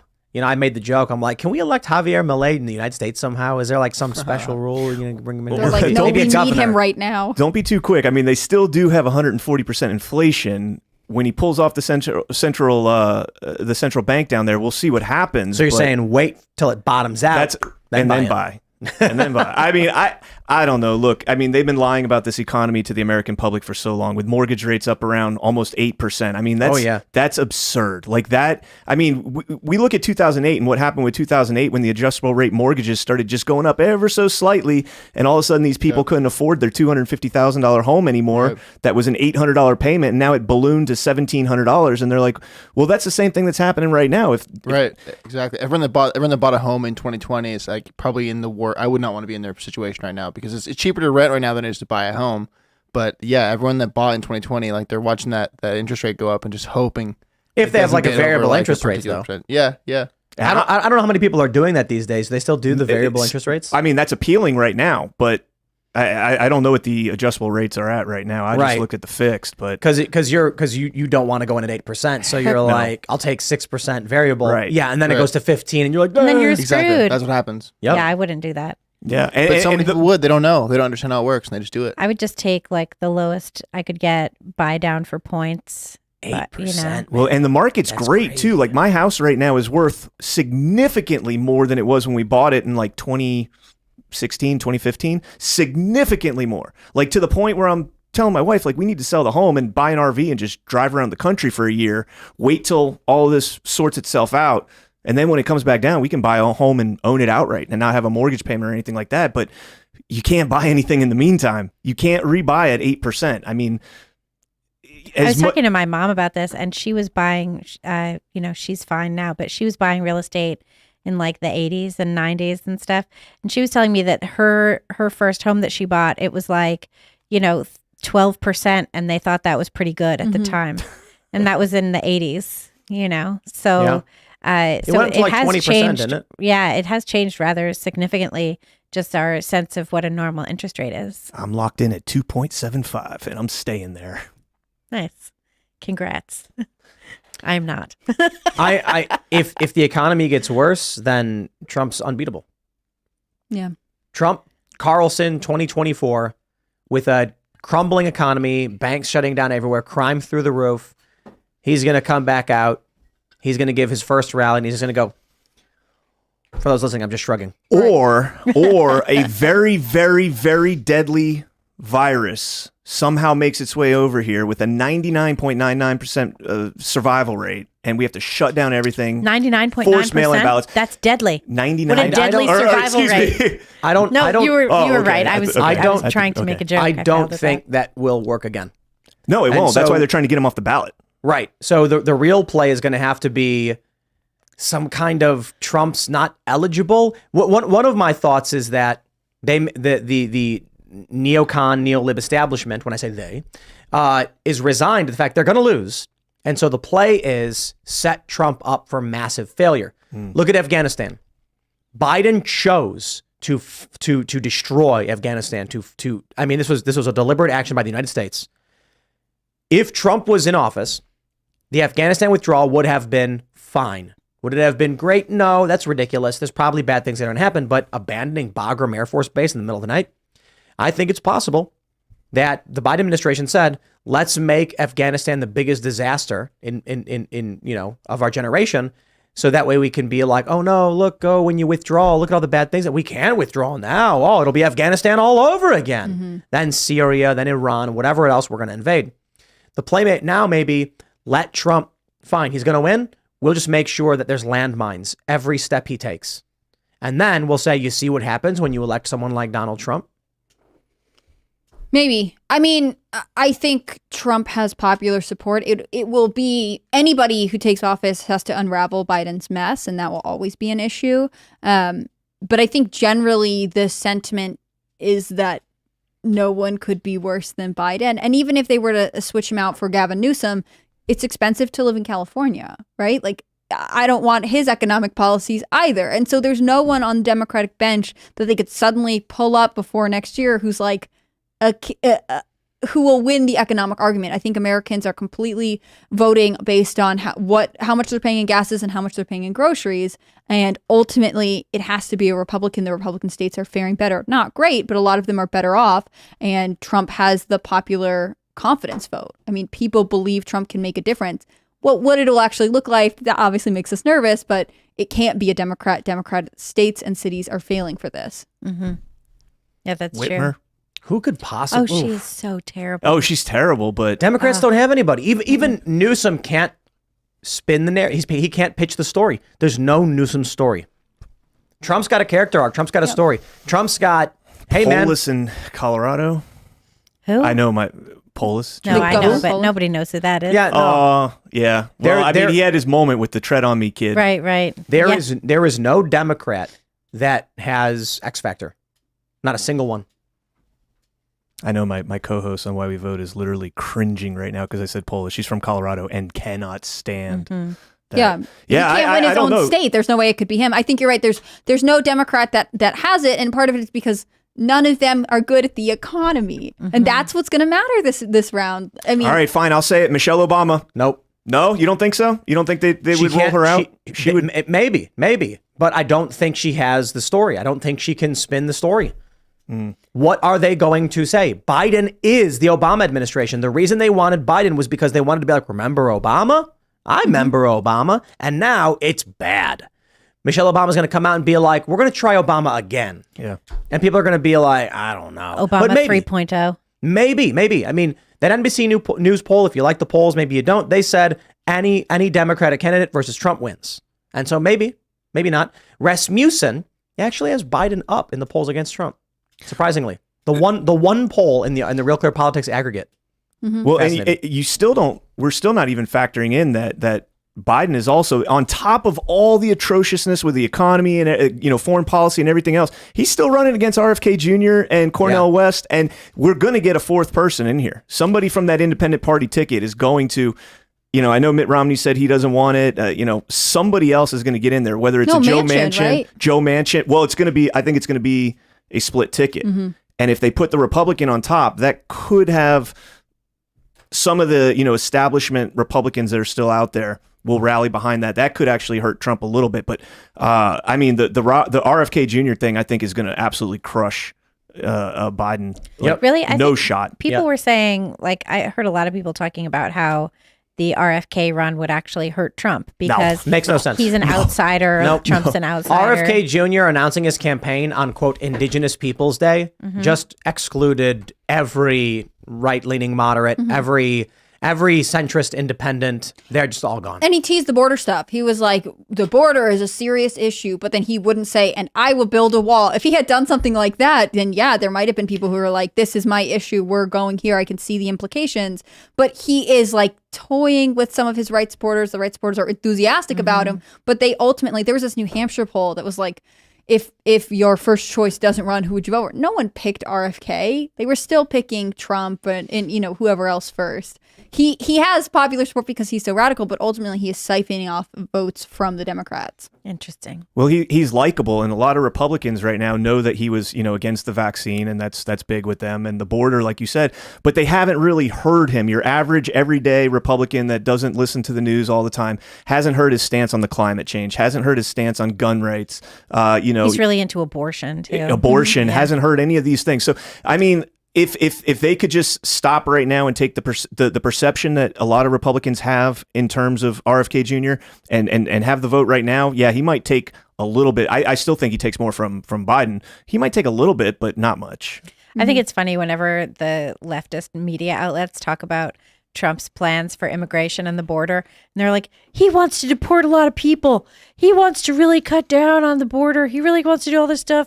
He wants to put people in camps until he can get them deported. And the Republicans are like, sounds good. And Republicans are like, that's amazing. Why aren't we doing that now? Or like the thing today I saw, he wants to put back into effect the family separation policy. Well, that was really a deterrent for people to not come. And Biden is doing family separation too. Only families are separating themselves way before they get here, and then their kids get sold to human traffickers. But when the media reports like Donald Trump will imprison political opponents and engage in mass deportation, the headline is actually Donald Trump to enforce law. It's like, oh, okay. Yeah. NPR was arguing that abortion is going to be the big issue. They're like, this is everything everyone's going to talk about. They really want it to be because it was in the midterms. They say that had a big impact on the midterms. And it's the only thing that they can say to make people hysterical, right? See, Republicans don't get it. They play everything straight shot. No. You got to understand. The play is for Republicans to all come out, all sit on they should have a big event where they get a bunch of candidates, pro-life candidates, sitting at a table, and they all just kind of look at each other and go, so liberals want to abort their children? We're for that. We are all for that. We agree. Yes, liberals should be allowed to abort all of their children. Registered Democrats, though. Yeah, not even going to say it. Just and then they're going to be like, wait, what? Why? Yeah, that's still not good. Why are you saying? No. The Republicans need to be like, we're in favor of liberals getting abortions. Thank you and have a nice day. But they can't be. I mean, true pro-lifers don't want anybody to abort their children. Well, I do think it's a huge problem for conservatives, for the Republican Party. that you have a staunch, unmovable faction. I understand the arguments, and I don't disagree. I think it's strong to have morals. I'm saying there is a risk there because they're going to lose a lot of suburban women. That's just over the abortion thing. Yeah. I was playing golf on Saturday with a guy, and we just got paired up with him. I didn't know him personally beforehand, and first hole he asked me what I do. I tell him I'm a writer, a podcaster, and all that. And he says, "Oh, I'm a software engineer, and I do a lot of political stuff, and I'm very progressive." And I was like, "Oh, this is going to be an interesting round of golf." We never got into specific people except AOC and Matt Gaetz and the bill that they kind of co-sponsored together over term limits. And our general consensus by the end of the match was we need to get rid of the kitchen table topics, the abortion, the gun rights, and all that stuff is not going anywhere anytime soon. The abortion's down at the states where it needs to be. Mm-hmm. Gun rights aren't going any. What's that? Disagree on the abortion thing. You don't think abortion should be at the states? No, but continue. Okay. Well, anyways, the bottom line is we both agreed that the next administration, whether it's the president, the next Congress, everybody got to get our shit together, man. We got to stop passing these CRs. We got to stop passing the omnibus. We got to get term limits in there. Absolutely have to have term limits. The fact that Dianne Feinstein died in office. Yeah, is crazy. The fact that TMZ is interviewing her and how does it feel to be back? And she's, what do you mean I feel to be back? I've been here the whole time. Like, no, you've been gone for. Fetterman. I mean, Fetterman's asking a question of a banker, and it's so bad that the banker at the end is like, I don't know. You can't make sense of what he's saying. So I think Fetterman's actually recovered quite a great deal, though, at this point. I haven't seen him lately. Yeah, his latest videos are coherent. Oh, yeah, and he's pretty funny. I got to be honest. So what's on the abortion? Human rights are a question for the federal government. Whether the Constitution applies to an individual is a question for the federal government to answer. Do the unborn have guaranteed rights to life? That is not something the states can decide. I mean, I personally think they do, but is it explicitly in the Constitution? So, like the 14th Amendment, for instance, that the Constitution applies to the people. We went over this with Ian. I'm not going to pull it up again. Okay. But do the unborn have God-given rights? Yeah. So why then would you say that if you are born, the federal government guarantees your rights, but if you're unborn, the federal government does not guarantee your rights? Because the left doesn't see that the same way. I'm not talking about the left. They have a differing opinion. So I'm with you. You're arguing it should not be a federal question. I think if the federal government is saying the Constitution applies to all of its subjects, then I would say, oh, okay, then the unborn are humans with human rights, the same as any born person. Why then would it be a question for the state to be allowed to say, nah, they're determining this person's not a human? You know what I mean? Because they're referring to, the conversations about abortion aren't about the unborn child. They're always about the woman who's carrying the child. Right. My point is the federal government needs to answer the question of whether or not the unborn have God-given and guaranteed rights. I think that makes sense. Is the answer yes or no? And when Roe v. Wade was first overturned, I said, it probably makes sense. The states can determine it. I don't know. And then after having several arguments about it, I was like, no, nah. We're going back to this period where some states determined that some people were or were not worthy of full God-given protected rights. Peru recently passed a bill that called the Law That Recognizes Rights of the Conceived, making sure that the unborn have constitutional rights. Right. Like, can a state right now say that we've determined white men are not human? No. But a white baby is not human. That's what they can say now. So why give them the power to determine the life of the child's value or their rights, but not for someone who's born? If the argument is pro-life, then pro-lifers should be saying the Constitution guarantees the rights of the unborn the same as the born. But wouldn't the Constitution then have to? Because look, and I'm with you on this. I'm with you as a conservative. I'm with you, but the left, they're making the argument that it's not a person. It doesn't have any rights until it's actually born, which I disagree with strongly. But because of that, that would then be, I mean, unless you get a ruling from the Supreme Court saying that, yes, as soon from the moment of conception, or, and this was what Roe v. Wade was originally supposed to be, right, from 3 weeks, 6 weeks, whatever it is, it's a person from that point on, until we have something like that on the record, on the books and the federal, either statute or in the Constitution, right, amendment. So I think the ruling from the Supreme Court should have been as such. 14th Amendment says, all persons born or naturalized in the United States and subject to the jurisdiction thereof are citizens of the United States and of the state wherein they reside. Period. Next clause. No state shall make or enforce any law which shall abridge the privileges or immunities of citizens of the United States, semicolon. Nor shall any state deprive any person of life, liberty, or property without due process of law, nor deny to any person within its jurisdiction the equal protections of laws. Is an unborn baby a person as per the Constitution? That question needs to be answered. Because if it does, that means no state can deprive a baby, an unborn child, of life lest there is a due process hearing. That's a question that the federal government needs to answer. I do not believe it should be up to states to decide who is a person and who isn't. I also think it's kind of shocking that the federal government could decide a certain group of people are not persons as well. But it does need to be adjudicated and ruled upon. The question as per the 14th Amendment, are the unborn persons? Yes or no? What would you say? Based on the 14th Amendment. No, just a generic question. Are they a person? Yes. Okay, there you go. Then they can't. Then abortions are illegal without a due process hearing to determine the rights and the justification for abortion. End of story. No exceptions. None whatsoever. I am not pro-life, right? Because I think there's a lot of. I think the issue, however, would simply be that in the instance of any abortion, there would have to be a hearing to terminate the life.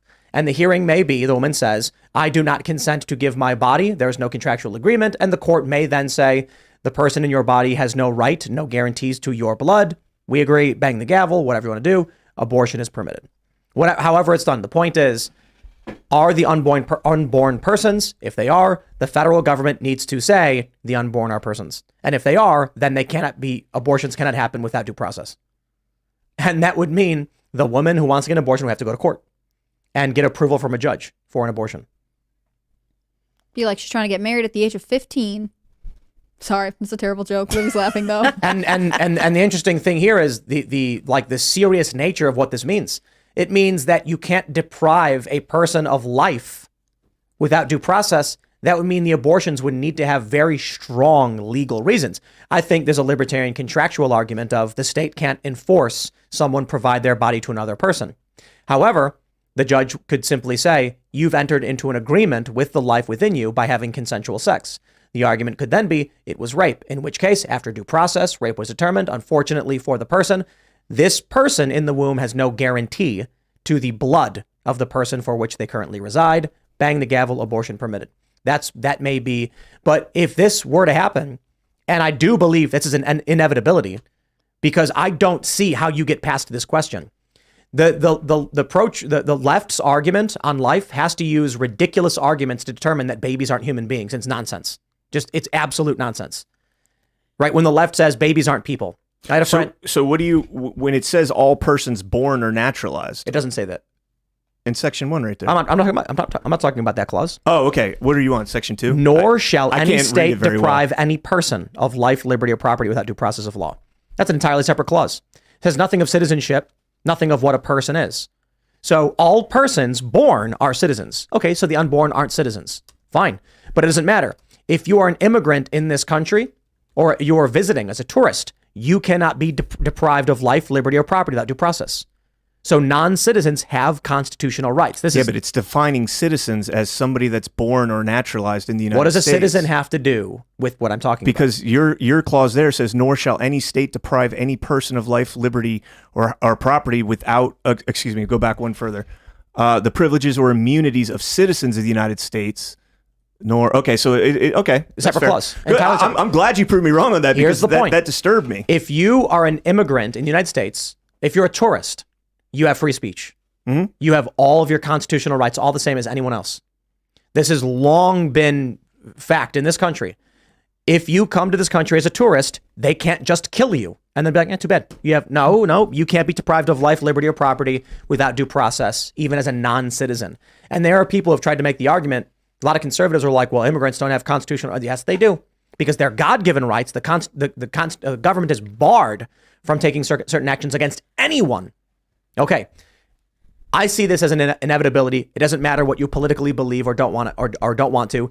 I do not see a circumstance, and I talk a great deal with Seamus about this, with slavery, for instance. The determination was that slaves weren't people. They did not have constitutionally protected rights. They didn't have due process. They were denied these things. And then eventually the courts were like, they're persons. And the 14th Amendment comes about after the Civil War to specifically say no person can be deprived without these things. Babies are persons. They are living human beings. And right, which you mentioned Roe v. Wade, the question of when is it a viable human? I think that gets the wrong question. The question is if a man and a woman agree to engage in reproductive acts and the woman gets pregnant, the woman consented to share her body for 9 months with the person that now is residing within her. If she did not consent to that, you have a totally different question. You will need a due process hearing to determine that the woman can terminate in this regard. And that's probably the only circumstance where it would be allowed under due process laws per the 14th Amendment, that I did not consent to provide my body to another person. Any other circumstance, there's no argument. Yeah, I'm agreeing with you. I'm agreeing with you. That's why I think it goes to the federal level. That's a good argument. I'm not saying I like that argument. I want abortion completely off the table. I don't see how under the Constitution you have abortion in any capacity. And we've talked a great deal about it. And the only exception being when a woman does not consent to share her body. Well, so the point that got us to this point was that we need to start focusing on cleaning up our house, getting the fundamentals of our Congress together. We've got an overbearing, bureaucracy that is its grips on every single facet of our lives right now. That needs to go away. ATF, EPA, there's a whole bunch of, I don't know how we got off. Oh, because we were talking about kitchen table. Like they want the lobbyists to pour their money into the gun lobby, to the abortion lobby, to, whatever, the climate lobby, all of it. I want the money from the GOP. I think that they should be focusing on small local elections. I think they should trying to do battle with George Soros and those DA elections at local levels. That's what they should be doing. Yeah. Yep. I was talking to Jesse Kelly today about this, and it's like in New York City, we were talking about how in New York, people just keep voting for Democrats. And the fact of the matter is the GOP doesn't put up any decent candidates. Curtis Sliwa was the last mayoral candidate for the GOP. And, he has a lot of good policies and stuff. But when you get right down to it, he's a single man living in a studio apartment with 20 cats. And that's kind of weird for a guy who wants to be the mayor. That was just a little much. Libby hates cats. I love We're going to cats. go to Super Chat. So if you haven't already, would you kindly smash cats. that I'm like button, allergic to subscribe to this channel, share the show with your friends, and head over to timcast.com. Join us. Click that button. Become a member. The Uncensored Show is coming up in about 25 minutes. Normally I go right to the beginning, but I do want to read this Super Chat right here because we're just talking about it.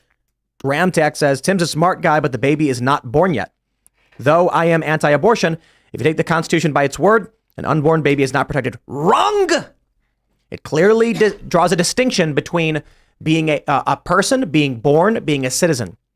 The 14th Amendment explicitly states all persons born are citizens. Therefore, they're defining the unborn as persons and saying once they're born, they're citizens. Therefore, the unborn persons still cannot be killed or deprived life, liberty, and property without due process. Simply put, if a woman wants to get an abortion, actually, the government could offer up abortion for literally no reason. None. So long as there's a due process hearing.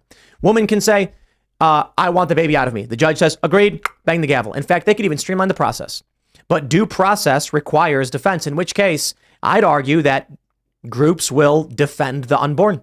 You will, if it comes down to it, where a woman has to get approval from a judge via due process for the person to terminate it, there will be advocacy groups that will say, we are acting in the defense of the baby, of the unborn person, and they have due process rights, and we will argue on their behalf. So it does not mention anything about persons needing to be born to have rights.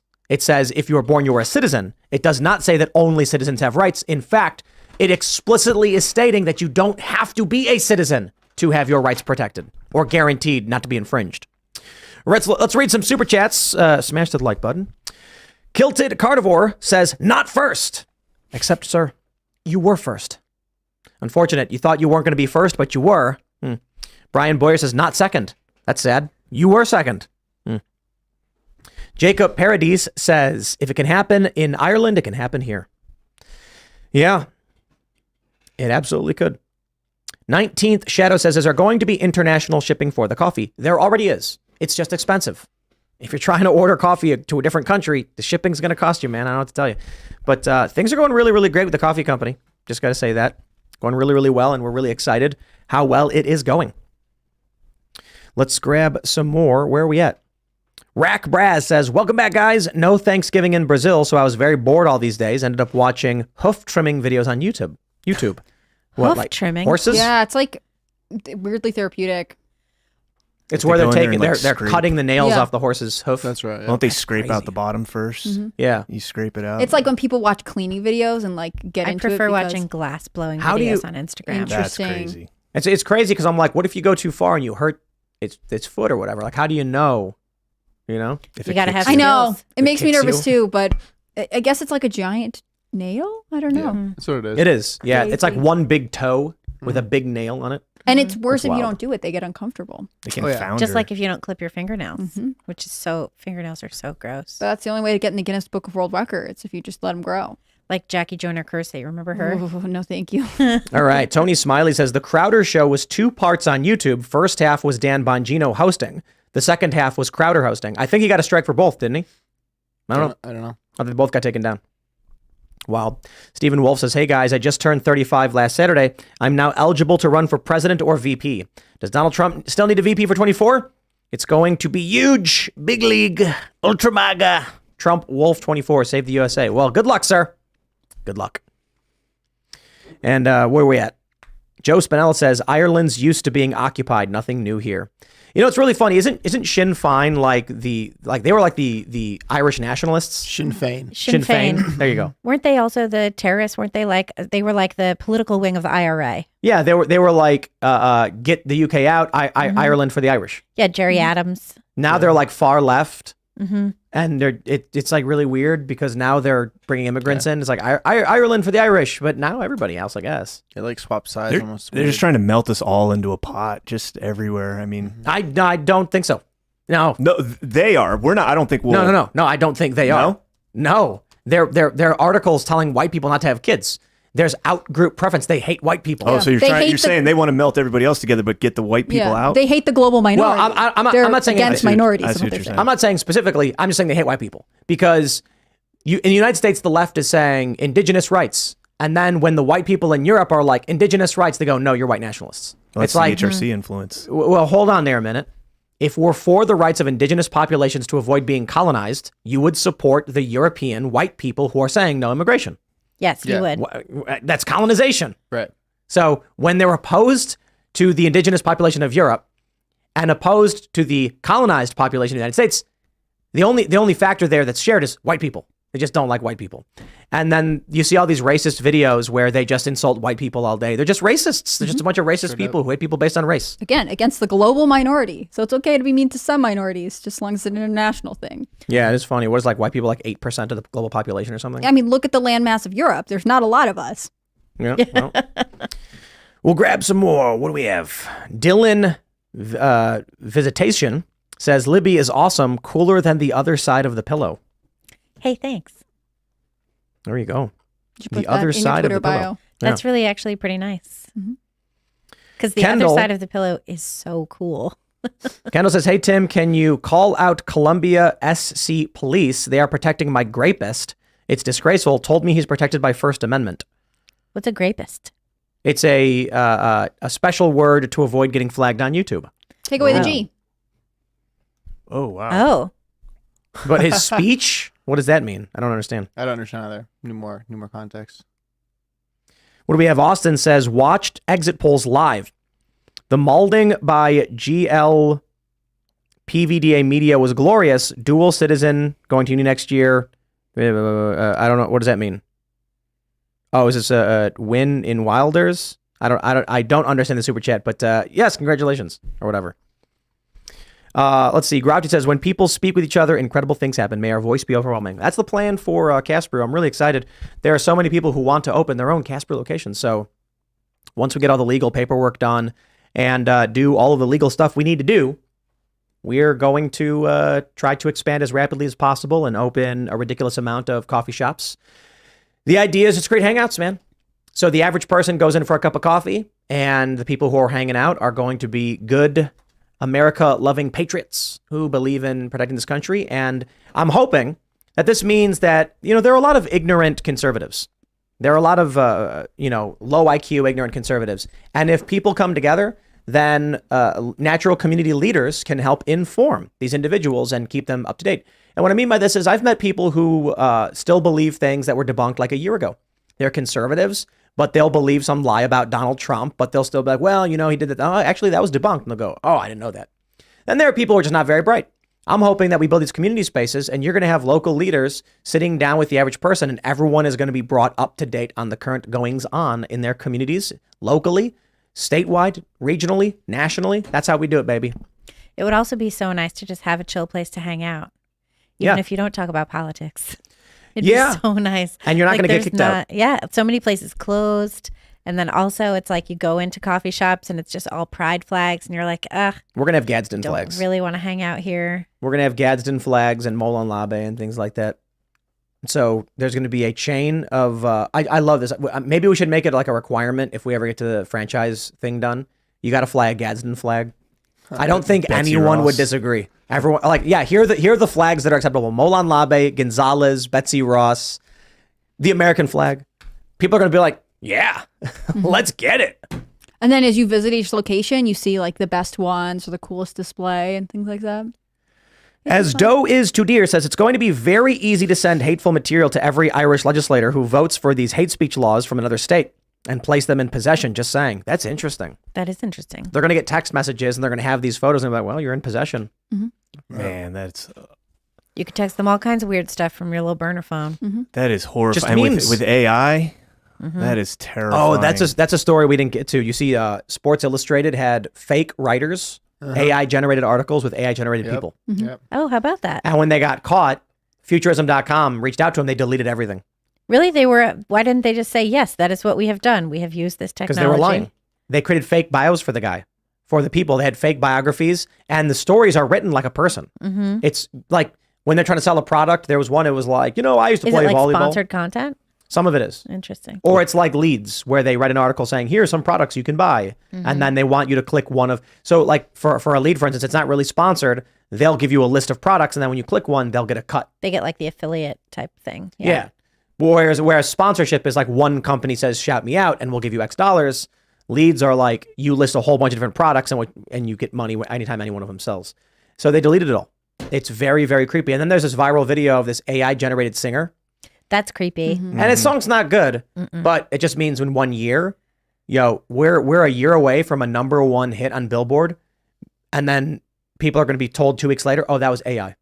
You know what I'm really waiting for is so this is going to create new beauty standards, It's going to create like the beauty standards of big head and like smaller body and all that. Like, I'm just waiting for because it's like anime people. Mm-hmm. Well, yeah.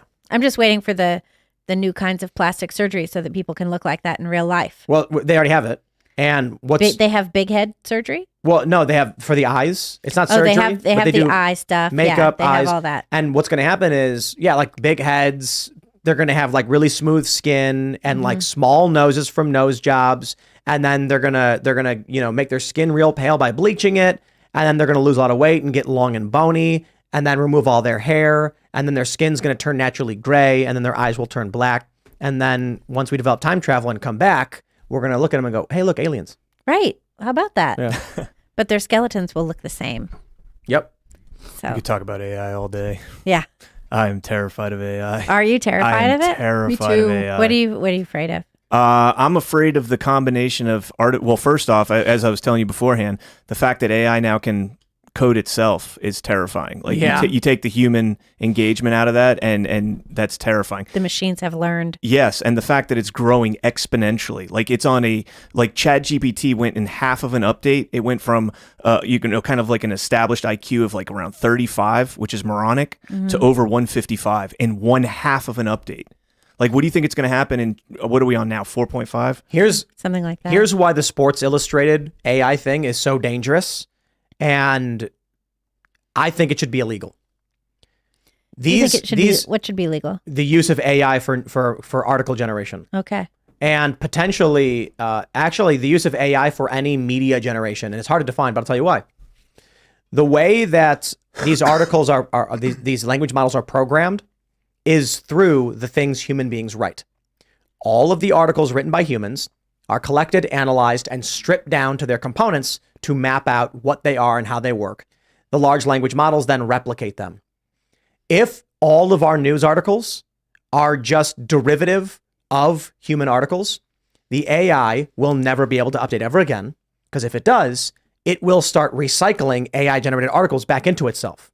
And if they don't know, and they don't, the humans programming it don't know which articles are written by AI. Yeah, they won't know. They just throw them all in the machine. So, you make a copy of a copy of a copy. It starts to get worse and worse and worse. Yeah. Eventually, we'll be like Idiocracy, where we're not actually stupider. We just can't speak properly. Machines are falling apart, and all of our data and information is fragmented in weird ways. There'll be weird speech patterns. You want to know what's really creepy? So I was in Illinois for Thanksgiving, and there's a city called Inverness. I think that's how it's pronounced. And or Inverness, I don't know. Isn't that like Scotland? Yeah, I was gonna say that's how the We have Scottish one in pronounce Florida. Well, there's a suburb, and you could call it Inverness, Inverness, and the Google Maps says Inverness, and I was like, if you were never from this place and you were driving through and it said, Inverness, and then you went to someone's house and be like, oh, I was driving through Inverness, and they'd go, Inverness? Like, why are you saying it like that? What's going to happen is another great example is Sepulveda. Everybody does this. You go to LA for the first time, and you see Sepulveda, and you go Sepulveda, because people just think it's Sepulveda. Well, this is true in New York. You have the GPS calls it Houston Street. Exactly. And it's Houston Street. And it's not going to matter because kids are going to hear Houston Street. They're not going to be from New They're York. just going to say it wrong. Then they're going to leave and they're going to be like, oh, I went to that really great place on Houston. And they'll be like, oh, cool, where? And they're going to pull up the map and it's going to say 314 Houston Street, New York. And they're going to call it Houston. And it's just going to change suddenly. And it's going to change. People are going to start speaking the way Google Maps says things. Right. Yeah, I hate that. Yep. I'm But thinking that- way beyond that. I'm does thinking happen. Black Mirror's Jane is Awful. Like, I'm thinking beyond that. Have you seen that? Jane is Awful? Which one is that? On Black, I think it's the very last one, or it's the very first one. Oh, in the new right, season, right. Where the life is. Yes, AI the life programmed. is taken from your cell phone. Like, everything that you do is documented and then aired that night for everybody else to see, air out your dirty laundry.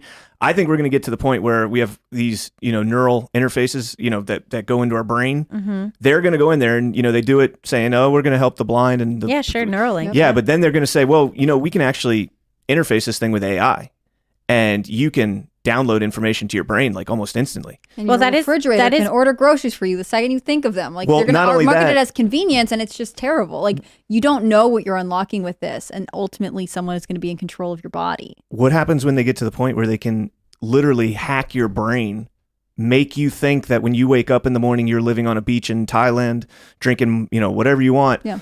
But in reality, AI is bringing you out there to fix roads and everything else, and you're just a drone just going through the You're motion. ceding control I mean, of your body. we are handing over. Well, and once we lose control of our bodies, we have absolutely no autonomy at all. We have nothing. Right, but you won't be able to fight against it because anybody else that has that Neuralink in there, you're not going to be able to compete with Well, that. but you have to say no, right? I mean, I you have hope to we say do as a no mass, to the but- Neuralink. Humans Right, are so greedy. you'll be living in a slum, right, and the ultra wealthy will be hive mind, and they'll say you're free to do whatever you want. Well, that's and what they'll they be have been flying saying. around with hover suits and That came up. Didn't that just recently come up at the World Economic Forum, I think? And they were talking about how great it will be in the future where the wealthy are going to be able to travel on their jets. But because climate change is such a big deal and it's not great to travel around on jets, for everybody else who can't afford to travel around on jets anyway, they'll be able to travel via, Neuralink or virtual reality, and they can just hang out at home and see the world that way. That's another Black Mirror. They were already talking about that. That's another Black in Mirror. real life as a positive. Right. So that's another Black Mirror where they're in the cube room where everything's a screen and they're watching their avatars in the virtual space. When I was here's a funny thing, when we were in Jersey before coming out here, I had we had a back deck which I think might have been like 16 by 16 or whatever. And so this is during lockdown. I put on the Quest goggles or whatever, loaded up Google Maps, and you can go wherever you want. It's fairly rudimentary, but I traveled around and I went to Harper's Ferry and I crossed the Harper's Ferry Bridge, and you're wearing the goggles. So you're walking around sort of Earth as if you're 8 feet tall because the guy walks around with the backpack and the thing sticking up. And, but you click the button and you're moving forward and you can just look around at everything. You go into the middle of Harper's Ferry and you're looking around at stores, and it's not like you're there, but it is pretty wild to pull up an image to go to this is wild. It's one thing to look at Google Maps in Street View. It's another thing to put on VR goggles and then load like Azerbaijan or Istanbul. And then you're standing there frozen in time, looking around, looking up at the sky, looking at the stores. It's pretty wild. When they improve that, and they're going to, within a year or two, it's going to be nuts. The resolution's already improving dramatically on VR. So I don't know how far away we are from actual human brain, computer brain interface, but with the expansion of AI, and as you mentioned, it's exponential growth, we are probably nearing the point of singularity. The point at which, you've already mentioned, AI can program itself. This is the point where it could be a matter of months, where the AI effectively becomes a god. You know, in human terms, not little g, not big G, where it can program itself so fast and improve itself so fast that the exponential rate of development is beyond human comprehension. And then it will know everything. Everything that humans know, like a Sudoku puzzle, will start to piece together and map out as much of the universe as it can compute. I don't think the human computer network and internet has enough space and power to compute the universe itself, but it will be exponentially orders of magnitude greater than the human mind and human comprehension, to the point where it's going to do things you can't even imagine. It will literally just create a schematic. Here's how you create human brain interface.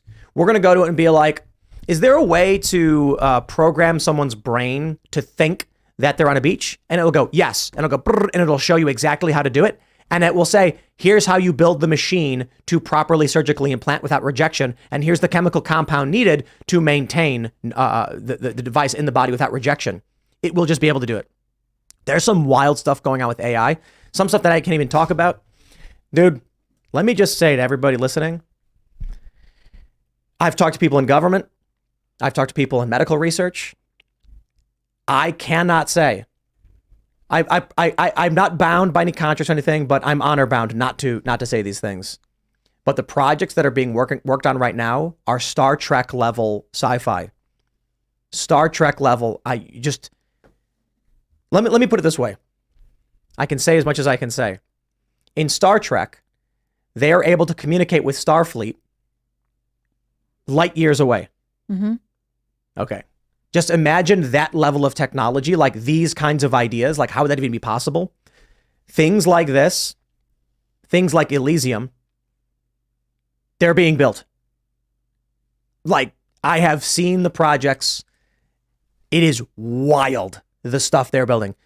I think technology ends the moment AI goes exponential. The point of singularity, when AI becomes so smart, it can rapidly expand itself. And then it's just 500 times, 5 million times above human consciousness. I gotta give a shout out real quick to my friend Ashton Forbes on Twitter. MH370, the teleportation theories behind it. It's wild. I had him, again, another guy I had on my podcast a couple weeks ago. They've got it down to where I 100% believe that we have some sort of a teleportation device, the MH370 from 2014. You think it's they teleported the plane away? Yep. I don't know about all that. This guy and a group of other people, not just credit to him, but they've been going through this. I mean, they've pieced it together. They know the satellites that were watching it when it happened, and it just they know the guy that they think did it. He was arrested and imprisoned. Wait, like a guy fired a teleportation? No. These 3 orbs start flying around the plane, and then just all of a sudden, poof, it's gone. Nah. Tim, look at it. I'm telling you, I was very skeptical. Look at it. Nah. Plane crashed. Nope. It's the simple solution. Where is Occam's Razor. Where is it? The plane crashed in the middle of the ocean? What do you mean, where is it? Where is it? Where are all the other boats that have crashed and sank? Oh yeah, but a seven. You got to look into it. Yeah, the Occam's Razor. Simple solution tends to be the one that makes the least amount of assumptions. So a plane crashed. It sinks. Fragments ripped apart. Ocean currents send them away. They find some of them. They don't find the rest. That's just the really easy explanation. But I think people want to believe the world's not so boring.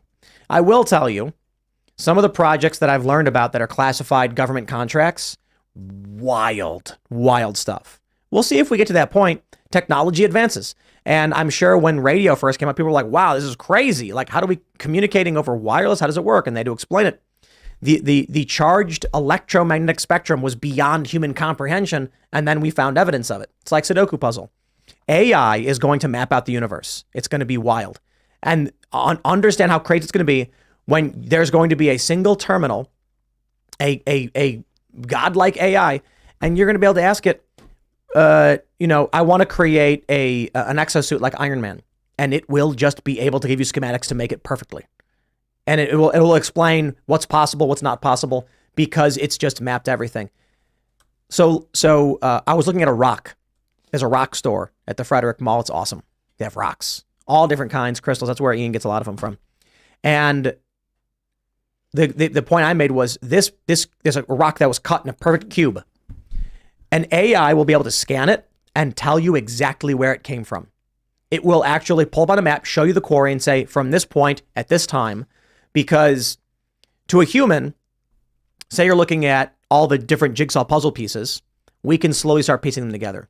To the AI, past the point of singularity, it's the exact same thing, a gigantic jigsaw puzzle, and it's going to be able to be like, oh, that clearly fits there. If there was a puzzle that was completely done except for one piece, and you looked in the table and saw the piece and saw the hole, you'd say, oh, clearly that goes there. Now take out 5 pieces. You'd be able to look and go, okay, clearly these go here.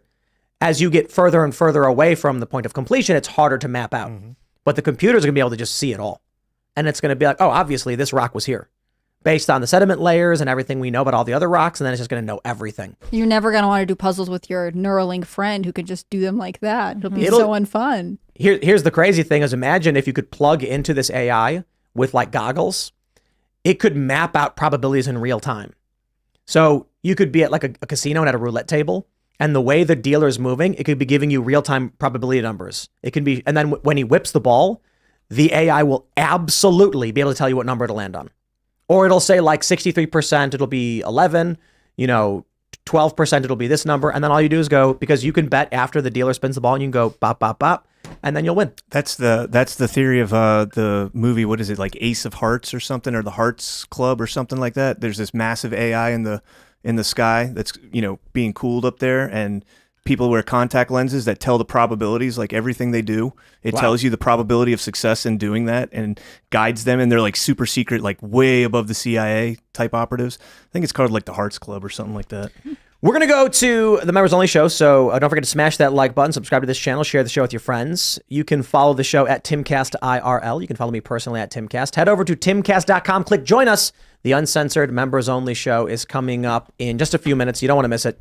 You want to shout anything out? Yeah, rumble.com/badlandsmedia. I host a show over there Monday through Friday at 10 a.m., a daily news show. I also host an election show on Tuesdays at 5 p.m. and a veteran show on Thursdays. You can follow me on Twitter at CanConActual, and rumble.com/CanCon is my own personal podcast. Thanks for having me. It was awesome. Yeah, it's been so fun having you here. I'm Hannah Claire Brimlow. I'm a writer for Scanner, and you can follow Scanner at Timcast News on Instagram and Twitter. We're still there. We're keeping the handle strong. If you want to follow me personally, I'm on Twitter at HC Brimlow, and I'm on Instagram at hannahclaire.b. Libby, it was so fun to see you. Really a joy. Thanks for having me hang out, everybody. I'm Libby Emmons. You can find me on Twitter at Libby Emmons, and you can check out all the great work we're doing every day at the Post Millennial and Human Events. And if you want to subscribe, we would love it. And it's thepostmillennial.com/subscribe. Thanks. And I am Serge.com. Pretty fun show to be back after the weekend. Hope you guys, again, had a good Thanksgiving. And let's do the after show time. We will see you all over at timcast.com in about a minute. Thanks for hanging out.